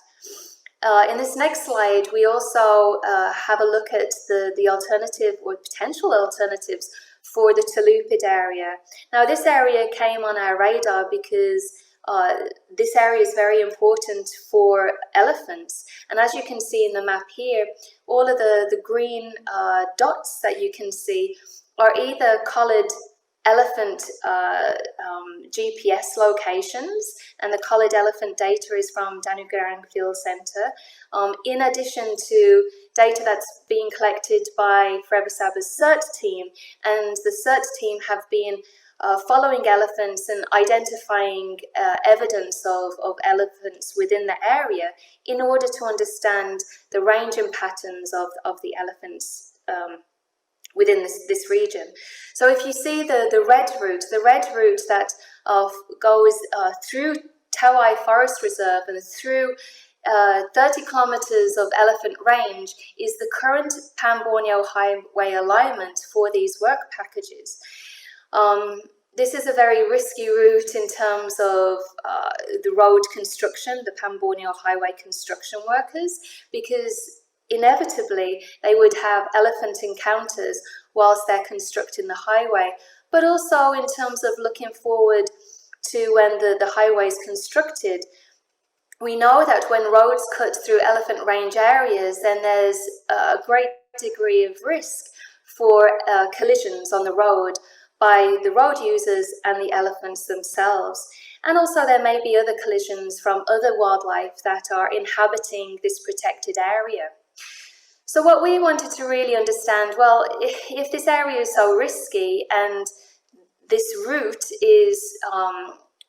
route was actually allocated by the government because the communities within this area didn't want the upgrade from the current 2-lane to the 4-lane highway because they would be displaced, then is there another alternative?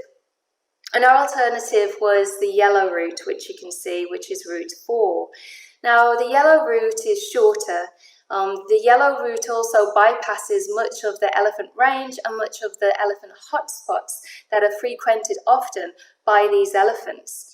The yellow route also would really skirt around oil palm estates and small holdings, cutting through areas that have marginal land use potential, and so therefore having less impact on communities and certainly less impact on elephants and other wildlife. So on that note, I now pass you to Liton, our CERT representative, who's going to take you into a little bit more depth in terms of the importance of this area for elephants and wildlife. Hai, nama saya Liton. Saya berasal dari kampung Bautu Telupit. Tempat saya ada gajah. Sebab itulah pasukan kami, Community Elephant Ranger Team se-Telupit, ditubuhkan di bawah proyek Human Elephant Harmony Forever Sabah pada tahun 2018. Pasukan kami memantau pergerakan gajah supaya tiada kemasukan gajah dalam kawasan kampung, memantau gajah dalam kawasan estate sawit, dan memastikan tiada ada lagi kematian gajah berlaku di kawasan Telupit. Kami juga membuat kajian mengenai gajah dan hidupan liar lain. Contohnya, membuat peta kawasan rayawan gajah di Telupit dan mengkaji jumlah kerugian pekebun kecil sawit akibat serangan gajah ke atas tanaman mereka. Baru-baru ini, dengan kerjasama Perhutanan dan Proyek Seratu Atai, kami memasang kamera trap di dalam hutan simpan Tawai untuk mengkaji hidupan liar yang ada dalam hutan itu. Apa yang kami dapat adalah sangat menarik. 32 spesies hidupan liar telah direkodkan setakat ini, yaitu 24 mamalia, 7 burung dan 1 reptilia. Selain dari gajah, orang utan, beruang madu, dan tenggiling adalah hidupan liar terancam yang direkodkan. Tapi apa yang lebih menarik adalah burung merak Borneo. Burung ini disangka sudah pupus di Sabah beberapa tahun yang lalu sebelum ditemui semula pada tahun 2015. Ini adalah kali kedua burung ini direkodkan di Sabah dalam tempo lebih 20 tahun. Hasil kajian kami menunjukkan hutan simpan Tawai mempunyai kepelbagaian hidupan liar yang tinggi dan banyak spesies yang terancam dan jarang ditemui. Melalui hasil kajian ini, kami menyerahkan supaya hutan simpan Tawai kekal dipelihara dan dilindungi daripada aktiviti pembangunan atau eksploitasi lain yang memusnahkan hutan.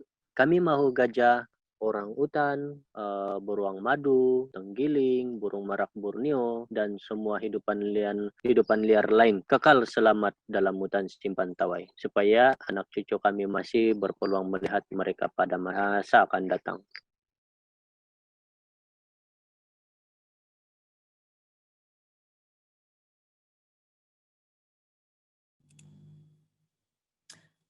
Yeah, so thanks, Leighton. Now we're going to go from Telupid back to the northwest Sabah stretch of the Pan Borneo Highway for a little bit more detail on that. So as I mentioned earlier, only work package 10 of this stretch from Pituru to Rampayan Laut has got approval, and construction in fact started back in 2018. And the Pan Borneo Highway here passes through some very sensitive habitat of 2 mangrove forest reserves and also Kota Blood Bird Sanctuary. And we've already seen pollution of the sea from sedimentation, as shown in the 2 bottom left pictures. And we've also seen mangroves dying, as in the top picture, and extensive hill cutting for the new road. In fact, road construction in one place is taking place literally just a few meters from the sea near Kampung Kastam, near Kuala Abai. So obviously we're very worried about the impacts of climate change, of sea level rise and increasing storm events on a road that's being built so near to the sea. And then in the next slide, we also found that there are at least 11 groups of proboscis monkeys in this area, some of which are shown in the map on the left by the yellow crosses there. So 11 groups of proboscis monkeys in the whole area of work package 10, but none of them had been identified properly in the environmental impact assessment. In fact, there are also rare silvered leaf monkeys, otters, and fireflies, and maybe even a dugong here. So the EIA document did not evaluate properly the impacts of fragmentation of wildlife habitat by the Pan Borneo Highway, particularly on mangroves, and it didn't identify properly the impacts of the new road on coastal hydrology. And in addition, we know that ecotourism is already a source of revenue to the people in this area. So obviously, if the very things that people, tourists would come to see, the proboscis monkeys and the fireflies, for example, lose their home, then we are killing the goose that lays the golden egg here. So we hope that it is not too late to incorporate recommendations from the state proboscis monkey action plan into road planning in this sensitive area, and to relook at the alignment, and also to gazette currently unprotected but crucial areas of mangroves as mangrove forest reserves. So now I pass on to my colleague, Dr. Casey Ng, for the next slide. Thank you. Hello, I'm Casey here.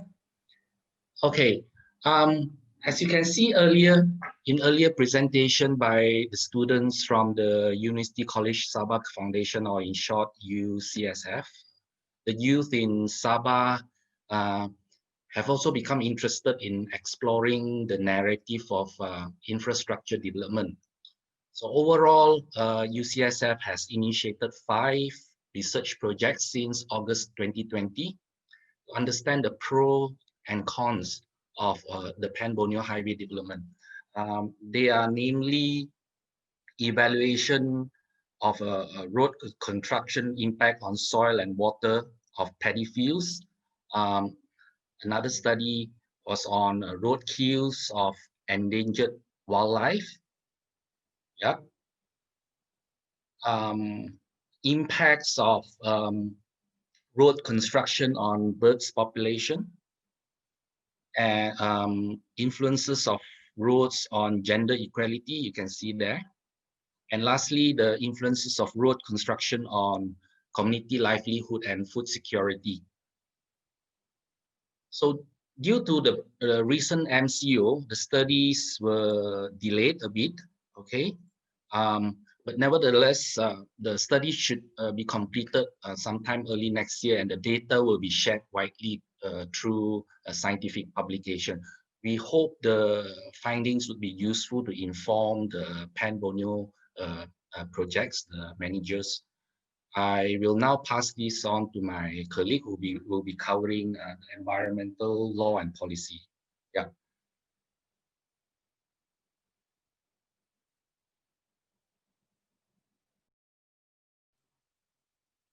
Hi, my name is Chen Ko-on. I'll be covering the law and policy section of this presentation.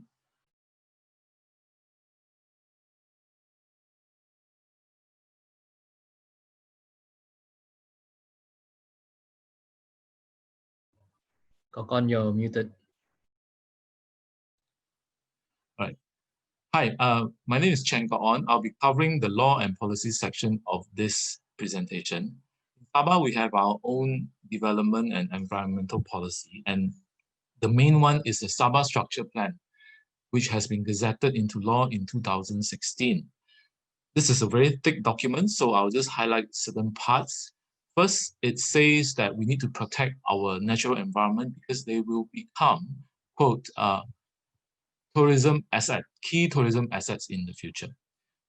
There is a recommendation that environmentally sensitive areas should be identified and integrated into local planning, which means if they are integrated, when you apply for development approval, the authorities will have to consider how to protect all these environmentally sensitive areas.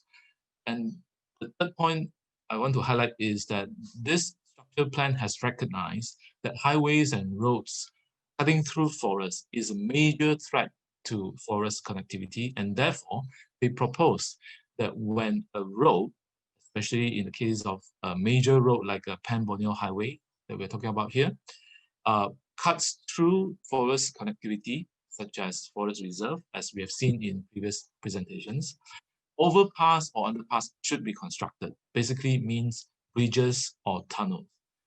Next. So that is policy. Now we're talking about law. In Sabah, there are 2 legislation which are applicable in the 2 major environmental legislation, which is the Federal Environmental Quality Act and the State Environment Protection Enactment.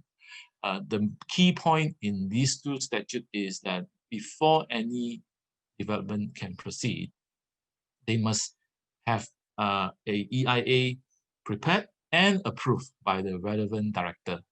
So meaning if the EIA is not sufficient to protect the environment, the EIA will not be approved and the project cannot proceed. However, in the case of the Pan Borneo Highway, let's see how the policy and the law have been applied. So as we can see from my slide, the box on the right-hand side at the bottom, first problem is that we found that my colleagues found that the EIA is incomplete. For example, for the stretch between Tuaran and Kudat just now, there's no impact prediction on hydrology, and there's no guideline as to how to avoid disturbing the mangroves. for the same stretch, there is also the problem of not fully recording the wildlife population in the areas, such as fireflies and otters and maybe even dugong. And they didn't consider how to protect the proboscis monkey populations. For the stretches of roads where houses have to be demolished, the residents were not fully consulted. And for the overpass and underpass recommendation in the structure plan that I mentioned just now, it seems none of the project has actually a plan to construct the overpass and underpass, especially the stretch in Telupit, which cuts through forest reserve. So generally speaking, the EIA process is, to me, weak and defective because it seems to discourage and not encourage public participation. For example, it's not easy to find the EIA reports, even online, right? They are not usually put online. And the period for you to comment is maximum 21 days, which is 3 weeks. So, and then the last point to make is that the EIA reports usually propose certain mitigation measures, but it seems that for certain stretch, these measures were not implemented and there's no enforcement. So looking at this whole big picture, my own sense is this. The reason why our Sabah structure plan, which is the policy, and our law, which is the EIA requirements, are more or less ignored for these key parts of the Pan Borneo Highway, maybe is because the funding mainly comes from the federal government, and because they are the one who pay, they might, for example, I don't know, want to save money, and therefore they decide to disregard our state policies and laws. What I want to say is this: even though the federal government is the one who pay, state government still has to approve all these planning and development. So if when it comes to the approval stage, our state government ignores even our own laws and policies, then what is the point? What is the point of having all these laws and policies?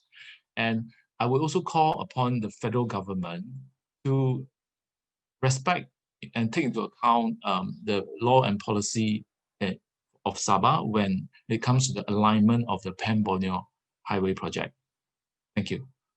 So I'll now pass to Stasha, my colleague, who will talk about communication and advocacy for this presentation.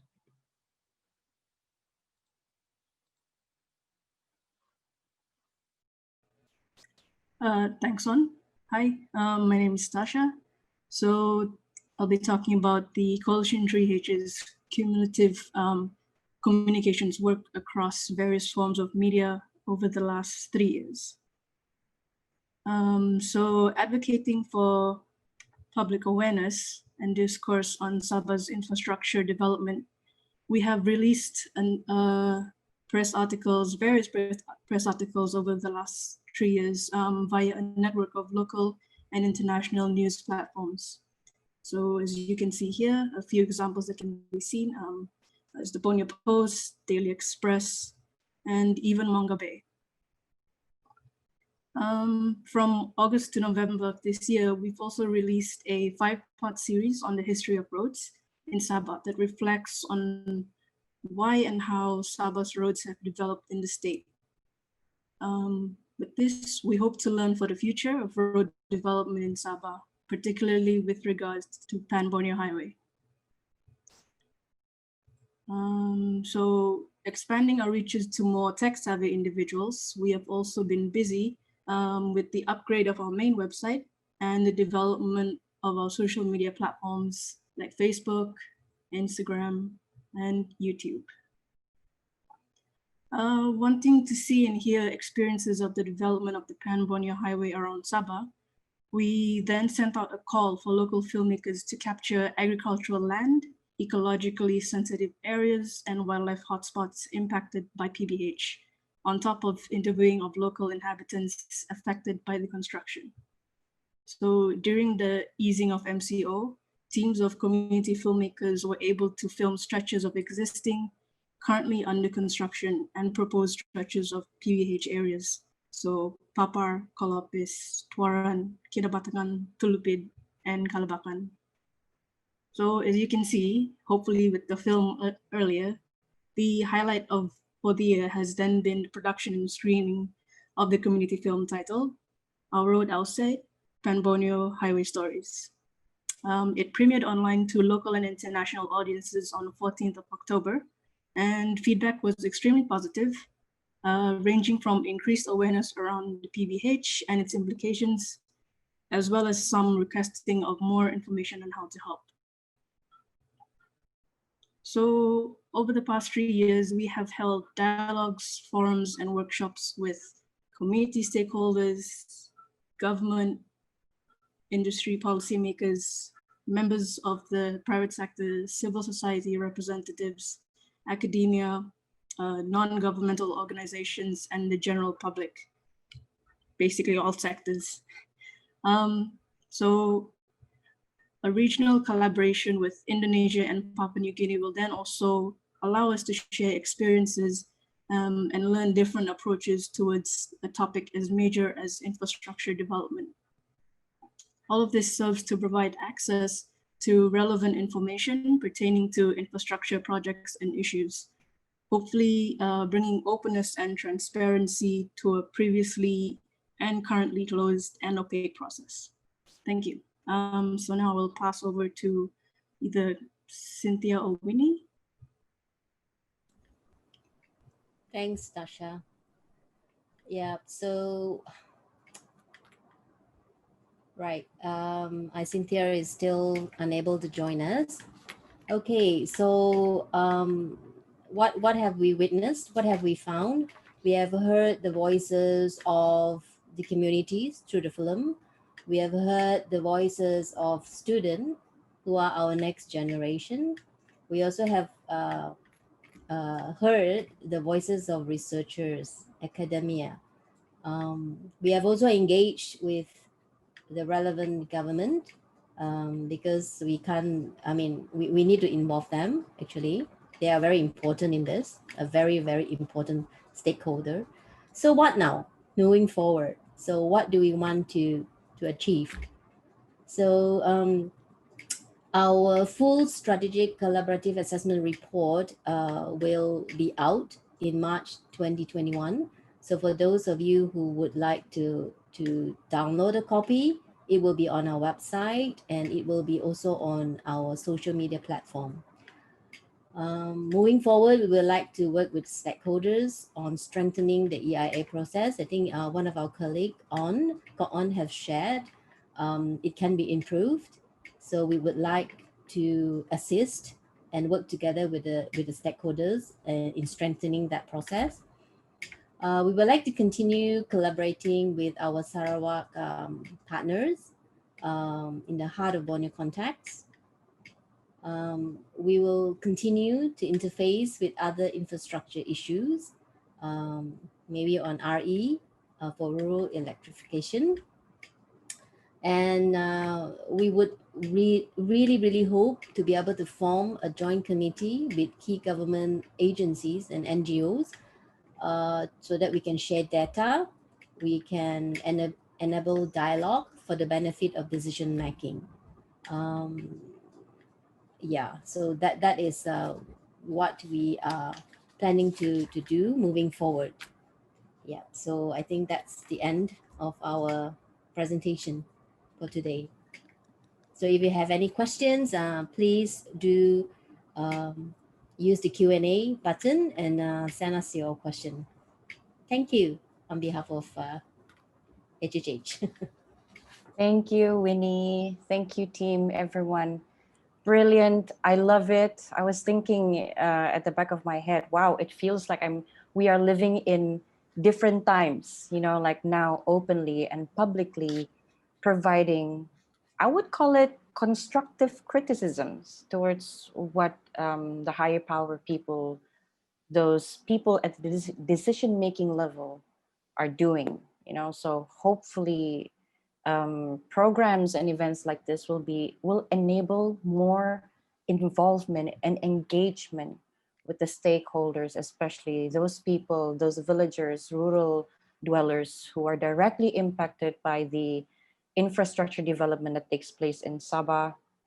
And orang bilang more holistic perspective lah kan, mendengar cakap atau pendapat dari semua pihak and not just a certain few.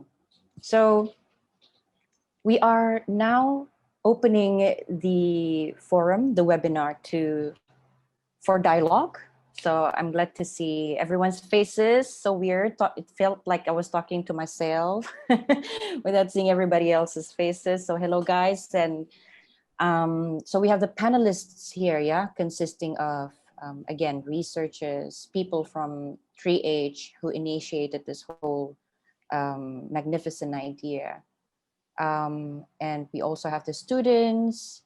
I believe we have the filmmakers, community filmmakers of the Pan Borneo Highway Stories, Our Road, Our Say, and we have people from NGOs, civil society organizations, government sector even. So questions, I see about 6 questions here, and I am going to go straight into the first one from an anonymous attendee. Hello, anonymous.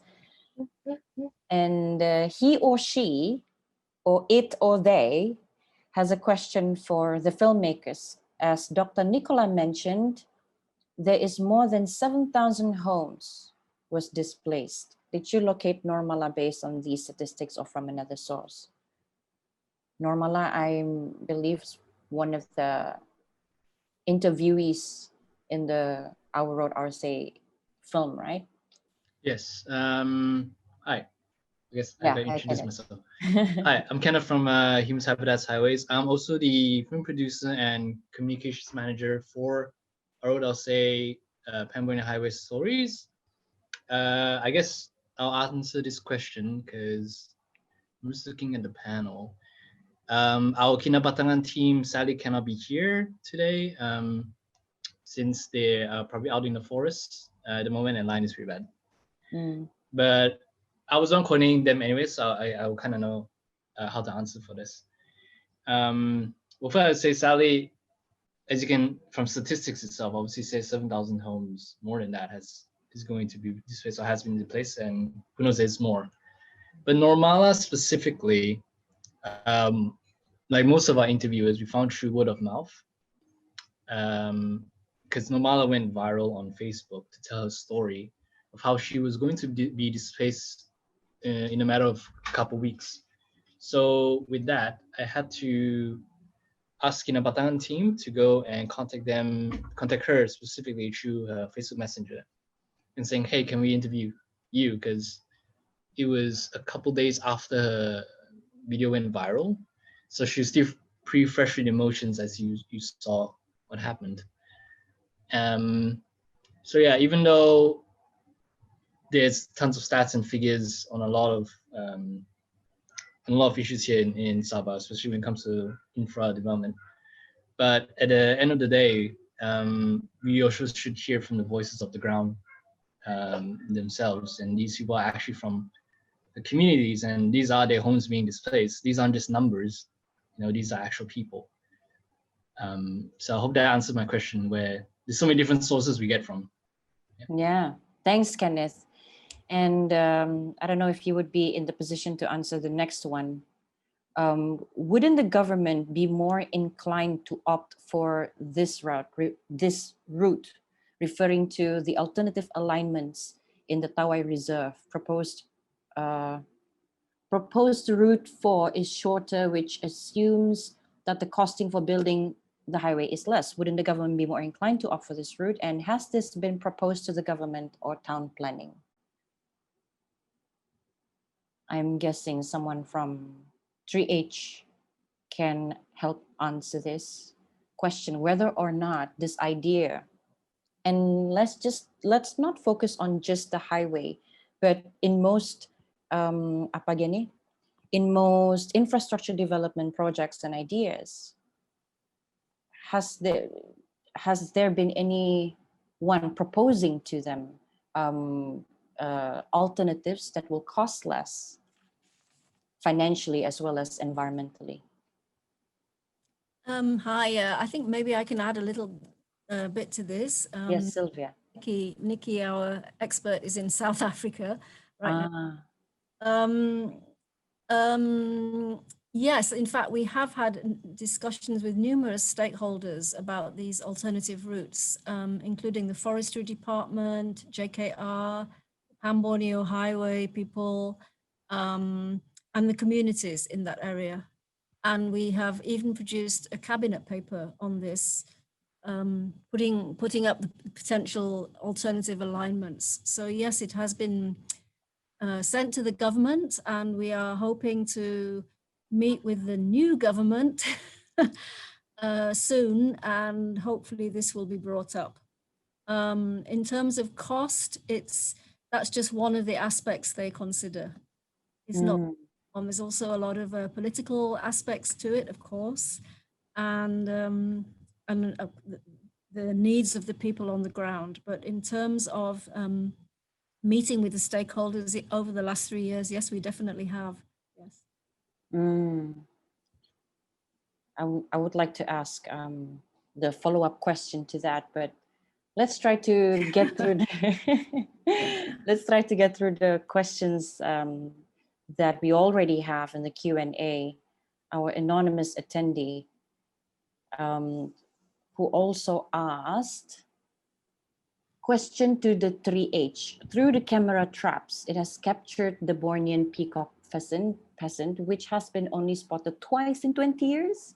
Sylvia mentioned EIA failed to report certain endemic species, and I think that's also what we saw through some of the footages, presentations that you shared with us that we seen here on this forum today. Shouldn't the EIA be reassessed now that these species have come to light? Yeah, it's interesting because EIA, for those of you who might not be familiar with that, is environmental impact assessment. Environmental impact assessment, yeah.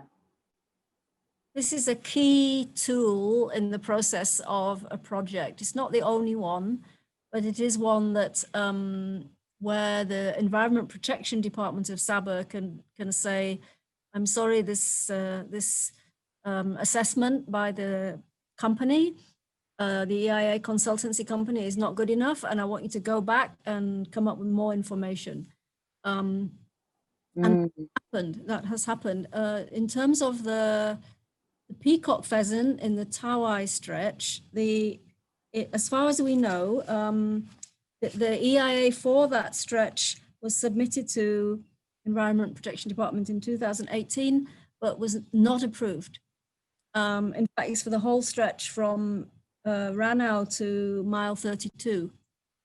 So it's a very long stretch of road, and back in 2018 that EIA was not approved, and we have never seen it because it was thrown back to the EIA consultant to redo, basically. So yes, I mean, since new data has come to light, definitely the EIA consultant should incorporate it.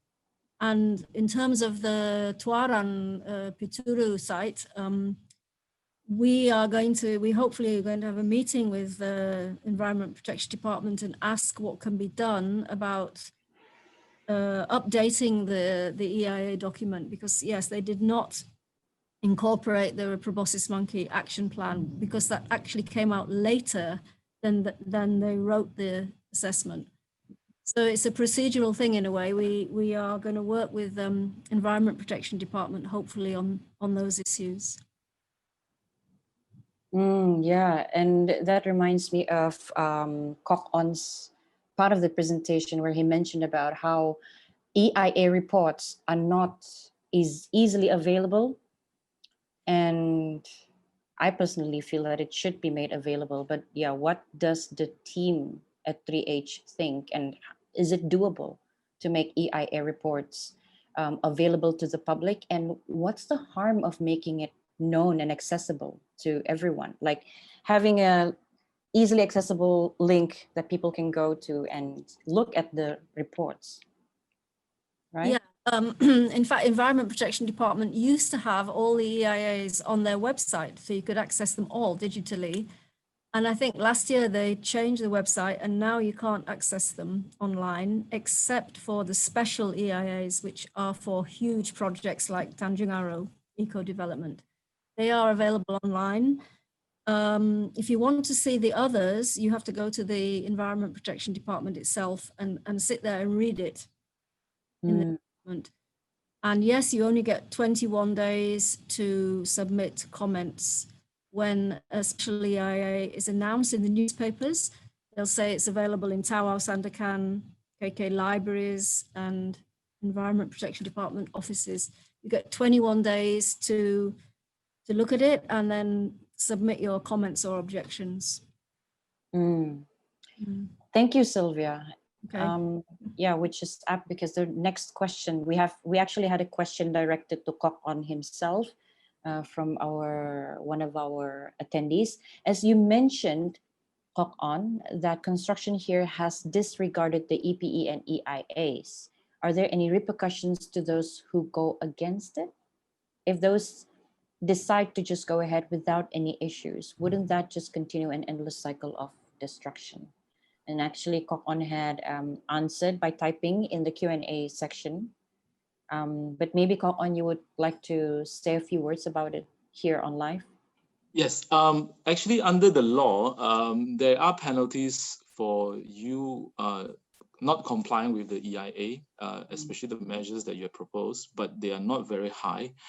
I believe it's like maximum 500,000 or something like that.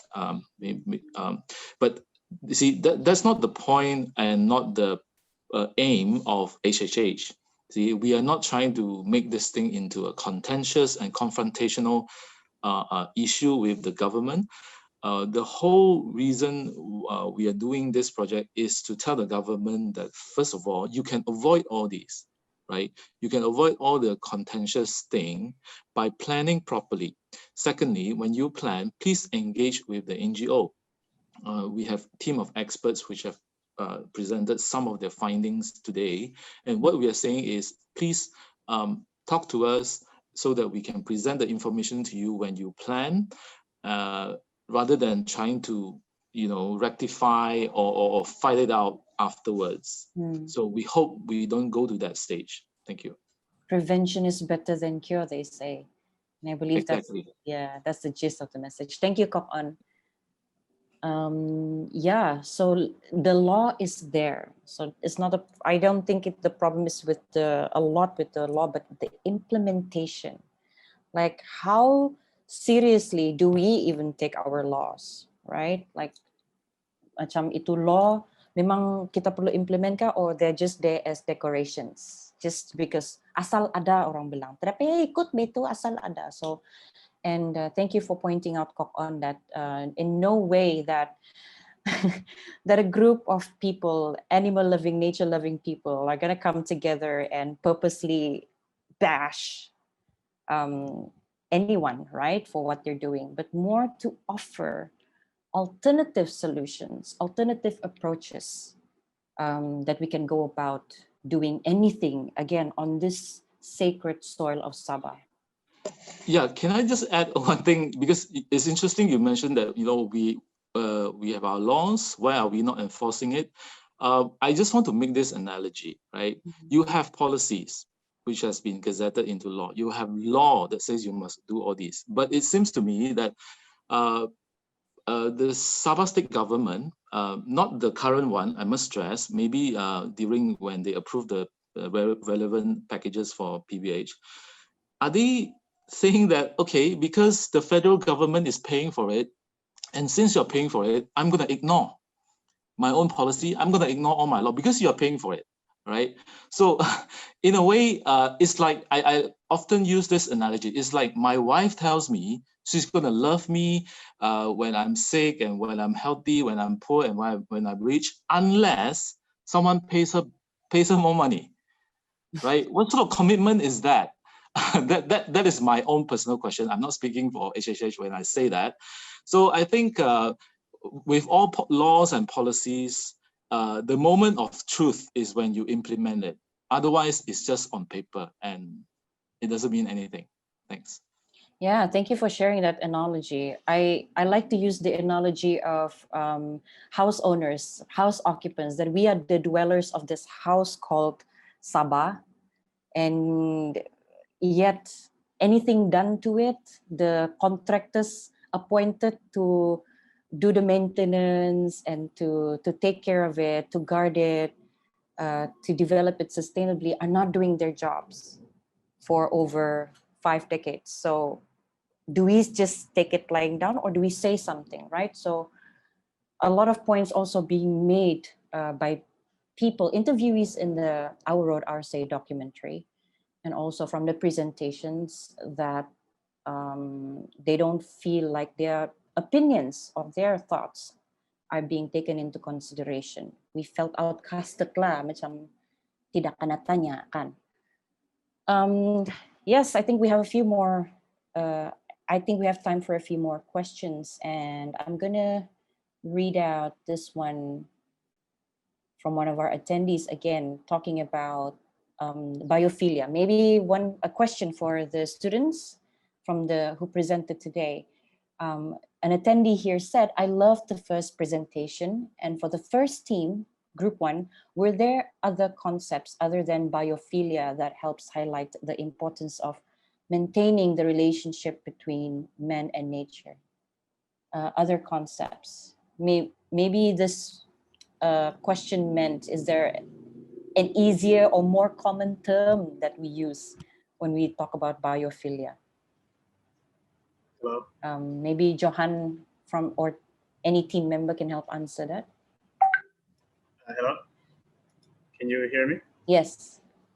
Okay, so regarding the question if there's any other concept other than biophilia, in our presentation we did mention ecocentrism, which is that we and the nature are one. Thus, our philosophy, breath of life, is the breath of nature, connected as one with the nature around us. So basically, our philosophy focus on ecocentric instead of egocentric, which says that human beings are on top of the world. So we want to be universal with the nature around us.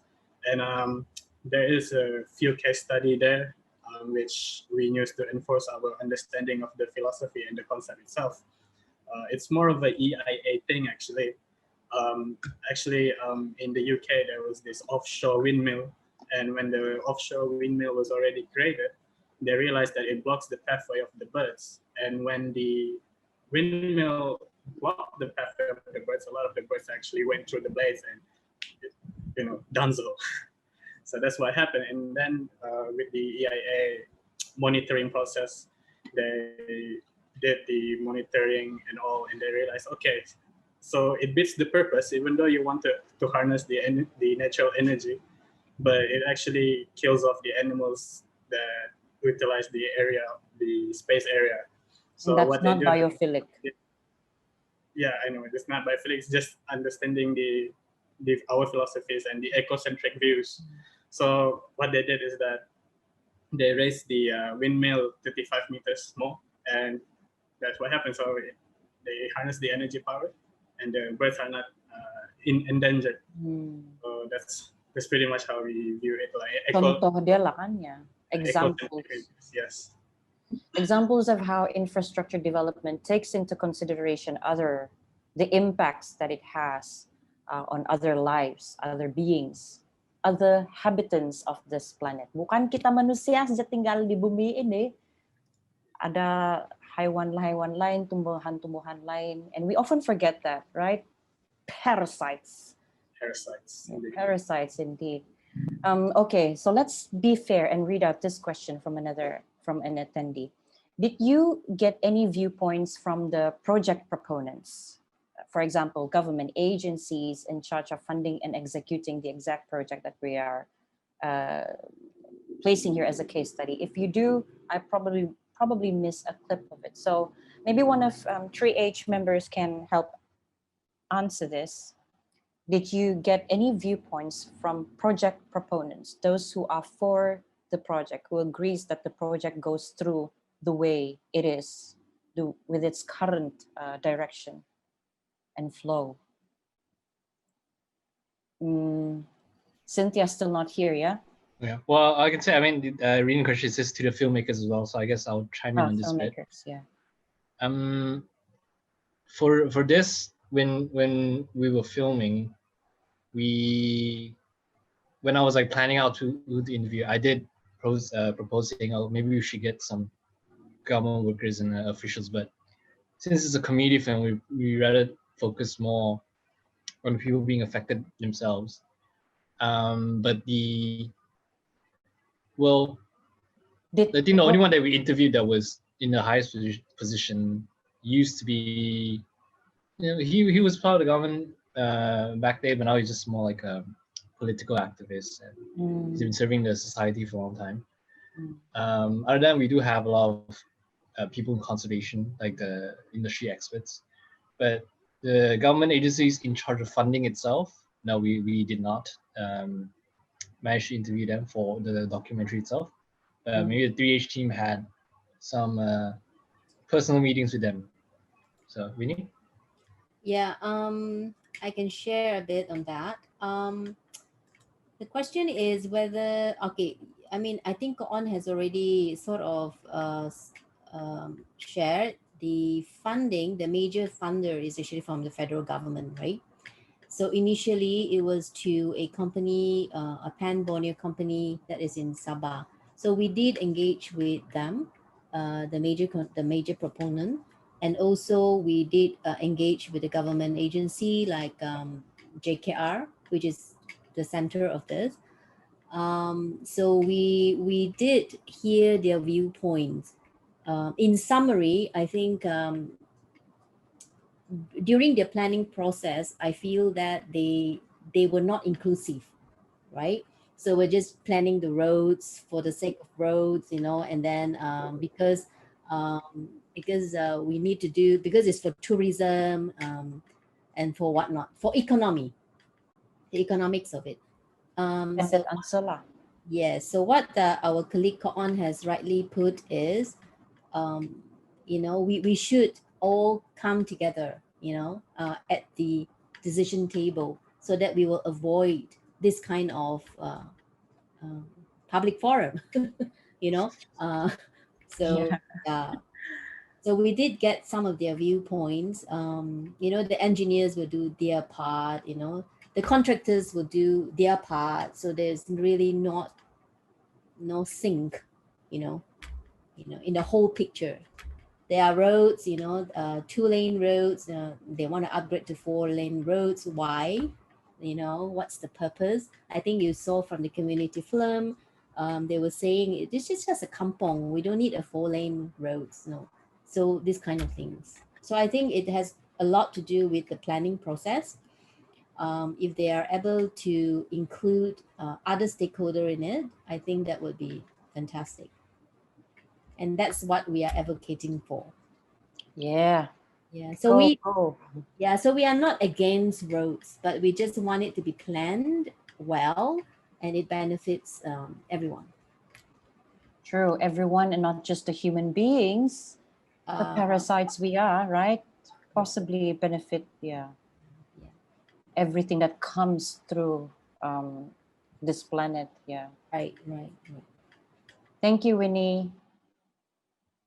And it's very important to keep reiterating the message and the objective of such a forum. It's not just what would you say, suka-suka konfrontasi suka-suka, boring-boring jadi aku mau confront. But it's the culmination of 3 years of work, trying to reach out to as a holistic set of audience and stakeholders as possible before implementing this mega project. I mean, it's a huge project, right? It cuts through two states in Malaysia, some of the most Borneo in itself is a biodiversity rich land and soil. So it feels like, I mean, not just talking about this particular project that we are using as the case study for today, the Pan Borneo Highway, but for any other development projects. And we've seen through the presentations also just now that Supplying of power also involve a lot of costs to our environment. And banyak lagi soalan-soalan. Ada question, I guess I'm going to read this one from FB Live. Is there any social impact assessment focused on the impact toward likelihood of communities after the build of the Pan Borneo Highway? Is there any social impact assessment focus on the impact toward livelihood of communities? I think he meant to say livelihood, yeah? After the build of Pan Borneo Highways. I guess that's a good question. Also, how will it affect the livelihood of the communities after the completion, I guess, of the Pan Borneo Highway? Anybody from our panelists would like to answer this? Yeah, and if I'm not mistaken, we also have polls, yeah, that you can participate in. Dia pandai muncul itu tiba-tiba. And rain has started on the sacred soil of Penampang. So kalau tiba-tiba saya delay jadi robot, please bear with me.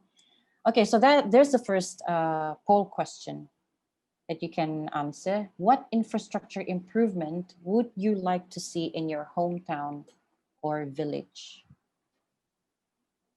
Water supply, electricity, internet connection, road, and public transport. Very simple poll. What infrastructure improvement would you like to see in your hometown village? Kalau tiada, cukup sudah. We've had enough infrastructure improvement. We need spiritual improvement. Maybe I can just say something about Noel's question, I think it was, about social surveys after the road has been built.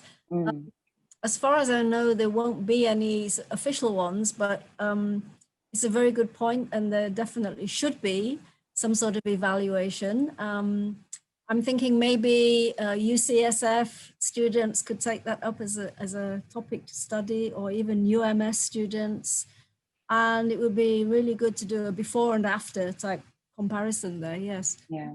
I mean, a lot of the people in Our Roads Are Safe video mentioned maintenance. To me, maintenance is a key part of this. There's no point in having a 4-lane road full of potholes. So yes, I agree, man. You know, is that better than a 2-lane road full of potholes? So I would also like to bring in the maintenance aspect of the whole thing, of development in general, actually. And is there enough money budgeted for it? Which is, money is usually used as the excuse why it's not done. So, you know, if you're a villager living along the new 4-lane road and that's full of potholes, it's not going to benefit you at all. Likewise, a commuter going from Sandakan to KK. So, in answer to Noel's question, I would hope that there would be studies. Yes. Thank you. Nice. Thank you, Sylvia. You're right. And thank you for bringing up the maintenance part, because as a born and bred Sabahan myself, I mean, I've lived here for 3 decades. I guess there is some value in the opinions that I do have. We fail in that sense. I mean, in terms of our infrastructure development, the way our outlook is into the future, it's very short term. We don't think of the long-term impacts and the long-term effort that we will need to continue maintaining whatever we aspire to build. That's why when they said, I think it was a couple of years ago, still under the previous government's administration, where they announced that we might have LRT or MRT trains like in West Malaysia, and they want to have it here in Sabah. And I immediately go into judging it based on the maintenance, the poor maintenance effort that we have in the projects, infrastructure development projects that we do have in Sabah. Nanti excited bikin tren habis billion juta, 2 tahun tidak dijaga sudah, buruk tiada orang pakai. Biasa kita di sini Sabah begitu kan. So I hope we learn something from that and from forums like this to do better in our next big project.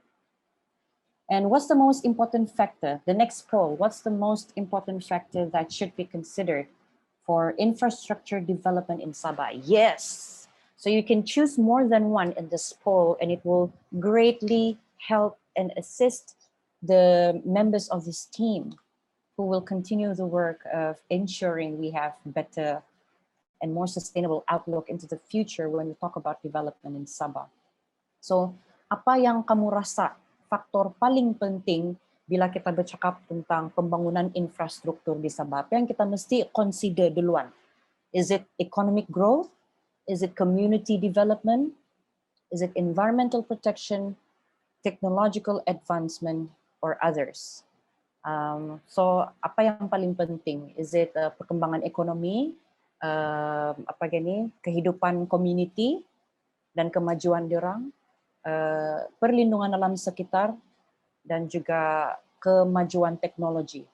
Kalau saya environment, I'm not trying to influence people into answering in this poll, but judging by our experience, I would highly recommend, I would totally answer environmental protection, because for the simple fact that our natural resources needs protection. We have been parasiting off it. I'm sorry, it has started raining, so I'm just gonna go and tutup tingkap. Kamu jawab dulu tuh, Paul.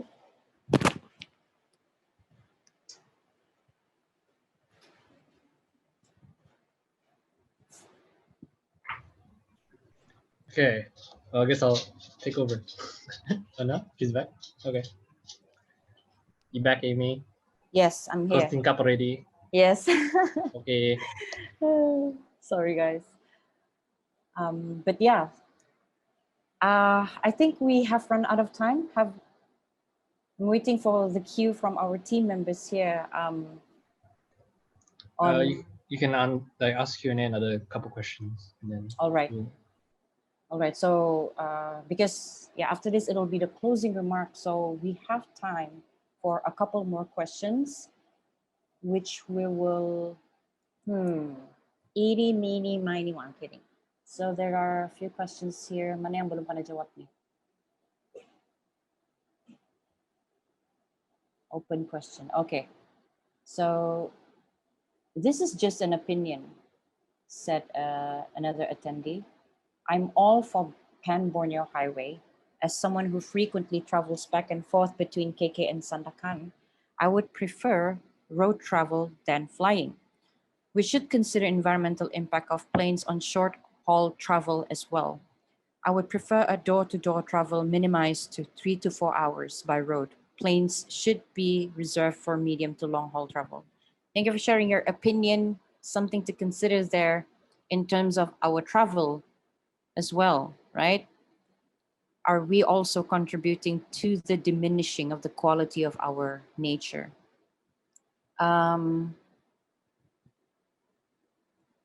Okay, so there's another question being directed to the young people, to the students. May I ask, what is the opinion after you saw the film Our Road, Our Say, Pan Borneo Highway Stories? Do we think we really need this Pan Borneo Highway? Just want to know from the youth's voice. Young people, rise up and speak up. Any of the students want to answer this? I know you've seen the film many a times already, so we would like to hear your opinion.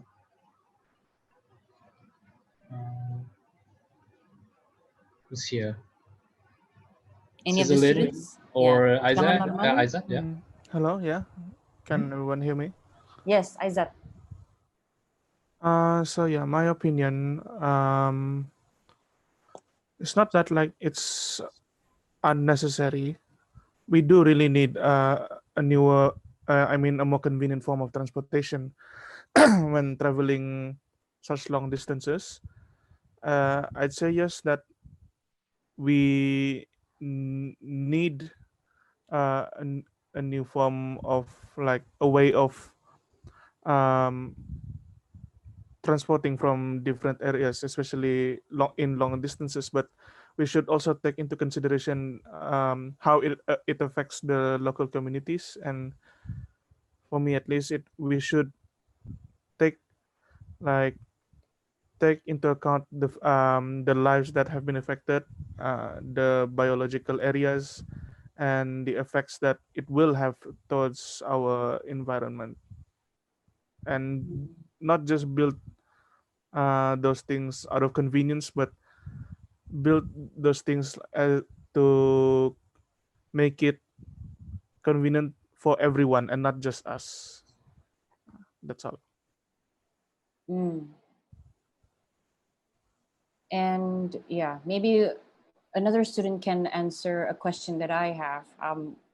Talking about the presentations, the kind of things that you talk about in your presentations. It could, Isaac, you could answer this, or any of the student in the panelists or attendees list. How doable do you think the suggestions that you have in your presentations, doable is it? How feasible is it to do it here in Sabah? If basing on our presentation, because it's all a matter of mindset, if based on us, and I wouldn't say it's easy, but it's not necessarily hard, because we need to change our mindset. And yeah, it can be hard because we are comfortable in the way we are living. If we dwell on the ignorance that we have and on the damage we do towards the environment, but to have this on a more doable level, we need to be strong in changing our mindset so that we can provide more towards the environment, similar to how the environment provides for us. And I see Johan turning on his mic and video. Would you like to say something? Yeah, I would like to add that because he's also a part of my team. Yes, it's all about the mindset, actually. At least that's on our perspective. But when we say about mindset, we don't always go straight commando towards it. We start small. That's how we see it. Because even if you look at Malaysia, there's only a few infrastructure there that actually applies this green philosophical thinking. And one of it I can name is the Spice Arena in Penang. They do all this artificial green to boost morale. And it's actually proven to boost morale. So can all Malaysians do that? That's actually one of the questions we try to answer, is you question the question. But it's better to start small than to never start. So, yeah. Nice. Thank you, Johan, and thank you, Isaac, for that valuable perspective. So basically, bukan tira boleh buat, boleh. It can be done, just it's going to be tough, transitioning out of convenience. I mean, look at how we perform in this huge global transition of from what we considered to be normal, routine, normal lifestyle to what we are living right now, which has become our new normal for the past couple of months. I mean, virtually hosting, virtually having a webinar forum, this thing was probably alien to a lot of people last year. And here we are. So it's doable, and transitioning or changing our routine, changing from what we are used to something new and something more experimental can be scary, right? And it can be difficult, but it's better to start somewhere. We have to start somewhere, or we're just going to completely lose our home, our nature. So yeah, we are running out of time. Masa mencemburui kita, time is jealous of us. So I'm going to invite lah saudara kan untuk closing remarks. Is Cynthia back with us? Is Cynthia back with us on the panelist room? Oh yeah, there she is. Hallelujah! Yeah, Cynthia, any closing remarks maybe about today's webinar, about the students' presentation, and just about the whole project holistically? Where are we? And I bet a lot of people out there are asking the question, okay, what can I do? What can I do as a fellow human being or orang biasa? Apa yang kami sebagai orang biasa boleh buat untuk bantu something like this to support? Thank you, Amy. Sorry, I dropped out of the net earlier. So I literally just came back on 2 minutes ago. I don't know what you guys have been up to. Better late than never.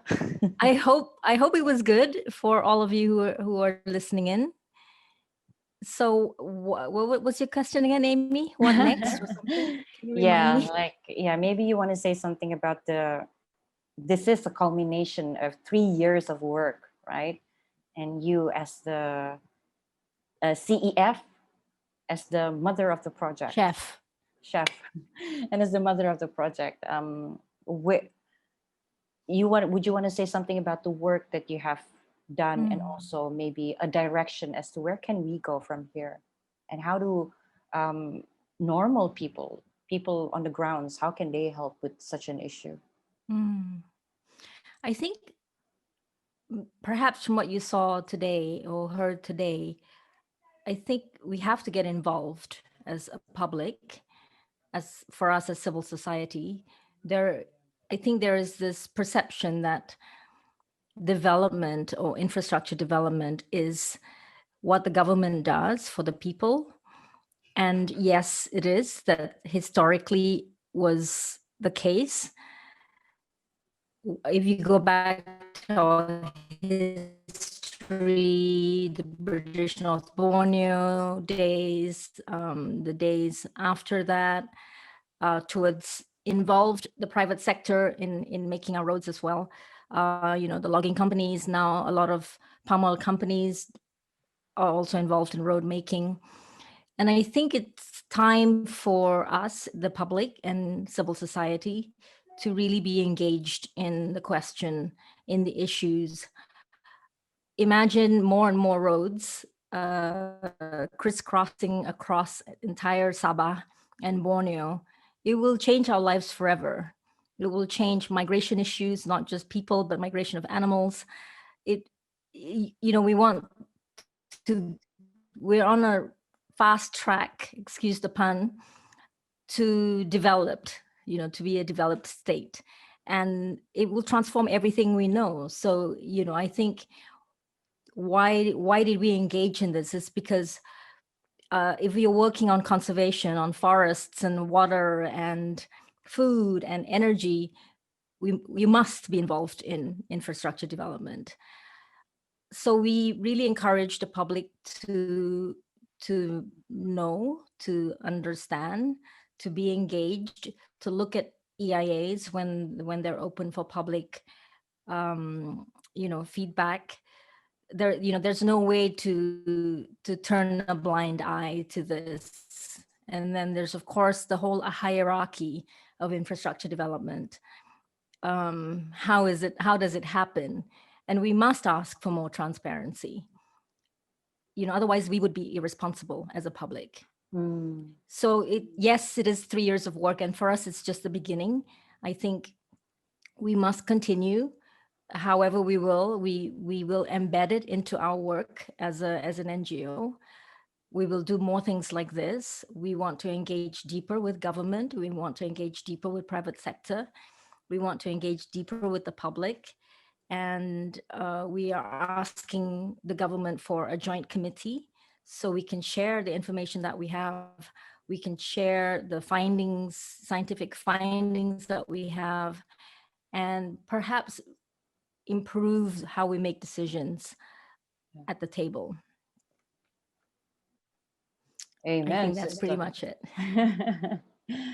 Thank you, Cynthia. Thank you, everyone, for hanging in there. I know it was long, but I see that everyone kind of stayed on. Yeah, they did. Indeed, they did. And yeah, thank you to all. And big shout out to everyone who was involved in making this 3-year work happen. A big shout out to the CERT team, yeah, the community-based elephant force for the great job, for your great job in protecting our elephants. Please keep on doing that and keep on spreading the awareness among our people, among our communities. And I wanted to say this from earlier on as well. Big salute to, of course, the 3H team, but also to the people who were willing to be involved or included in the Our Road, Our Say documentary film. Speaking up is not easy. Being brave is not easy, but slowly we see it happening amongst our people. And I hope that will only, orang bilang, emphasize or, apa ginama dito? Word, vocabulary, MCO brain, will only magnify the voices of our concerns, and hopefully it will be taken into consideration more in future decision making when it comes to our road, our land, our soil. Punya smart sa punya closing. Anyway, thank you everyone. Thank you Facebook viewers. Thank you panelists. Thank you attendees. Woohoo! Can't believe I've sat here for the past 3 hours. 3 or 4.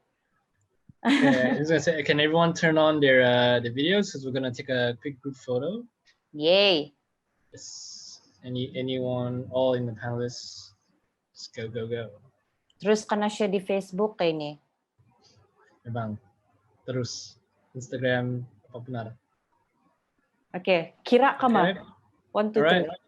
3. We just go on 3. So you can strike a pose if you want. So 1, 2, 3. Okay, let's do one more. And 1, 2, 3. Okay, sweet. And just want to let everyone know for all the Q&As that's unanswered. Yeah. This we'll sum it up and we'll post it on our socials in the future. So do follow us, and so you can see Yes. the questions unanswered. That was supposed to be my job, isn't it? To remind everyone to please follow. Too late, putong gaji. So please don't forget to follow 3H Humans, Habitats, Highways on Facebook as well as on Instagram. And for the questions that we didn't get to answer live, it will be answered and forwarded to the social media pages. And another important note, the Our Road, Our Say community film, Pan Borneo Highway Stories, will also be featured in tonight's Borneo Eco Film Fest, right? This year's Borneo Eco Film Fest. So we will get to watch it again if you want to, and other amazing films, obviously, on Borneo Eco Film Fest. So, yep. Thank you, guys. Thank you, everyone. And congratulations for a job well done. Toche. Yes. And keep safe, keep sane. It has started raining. Siapa itu Arlson? Bapak muka? Ay, kau ingat aku tidak nampak ka. Okay. So yeah, may we see you again, and let's keep in touch. No man is an island. And I hope everyone. Yeah, Thank hopefully today's session has driven everyone to want to contribute something. Thank you. Thank you. Take care. Ta-da! Toodles.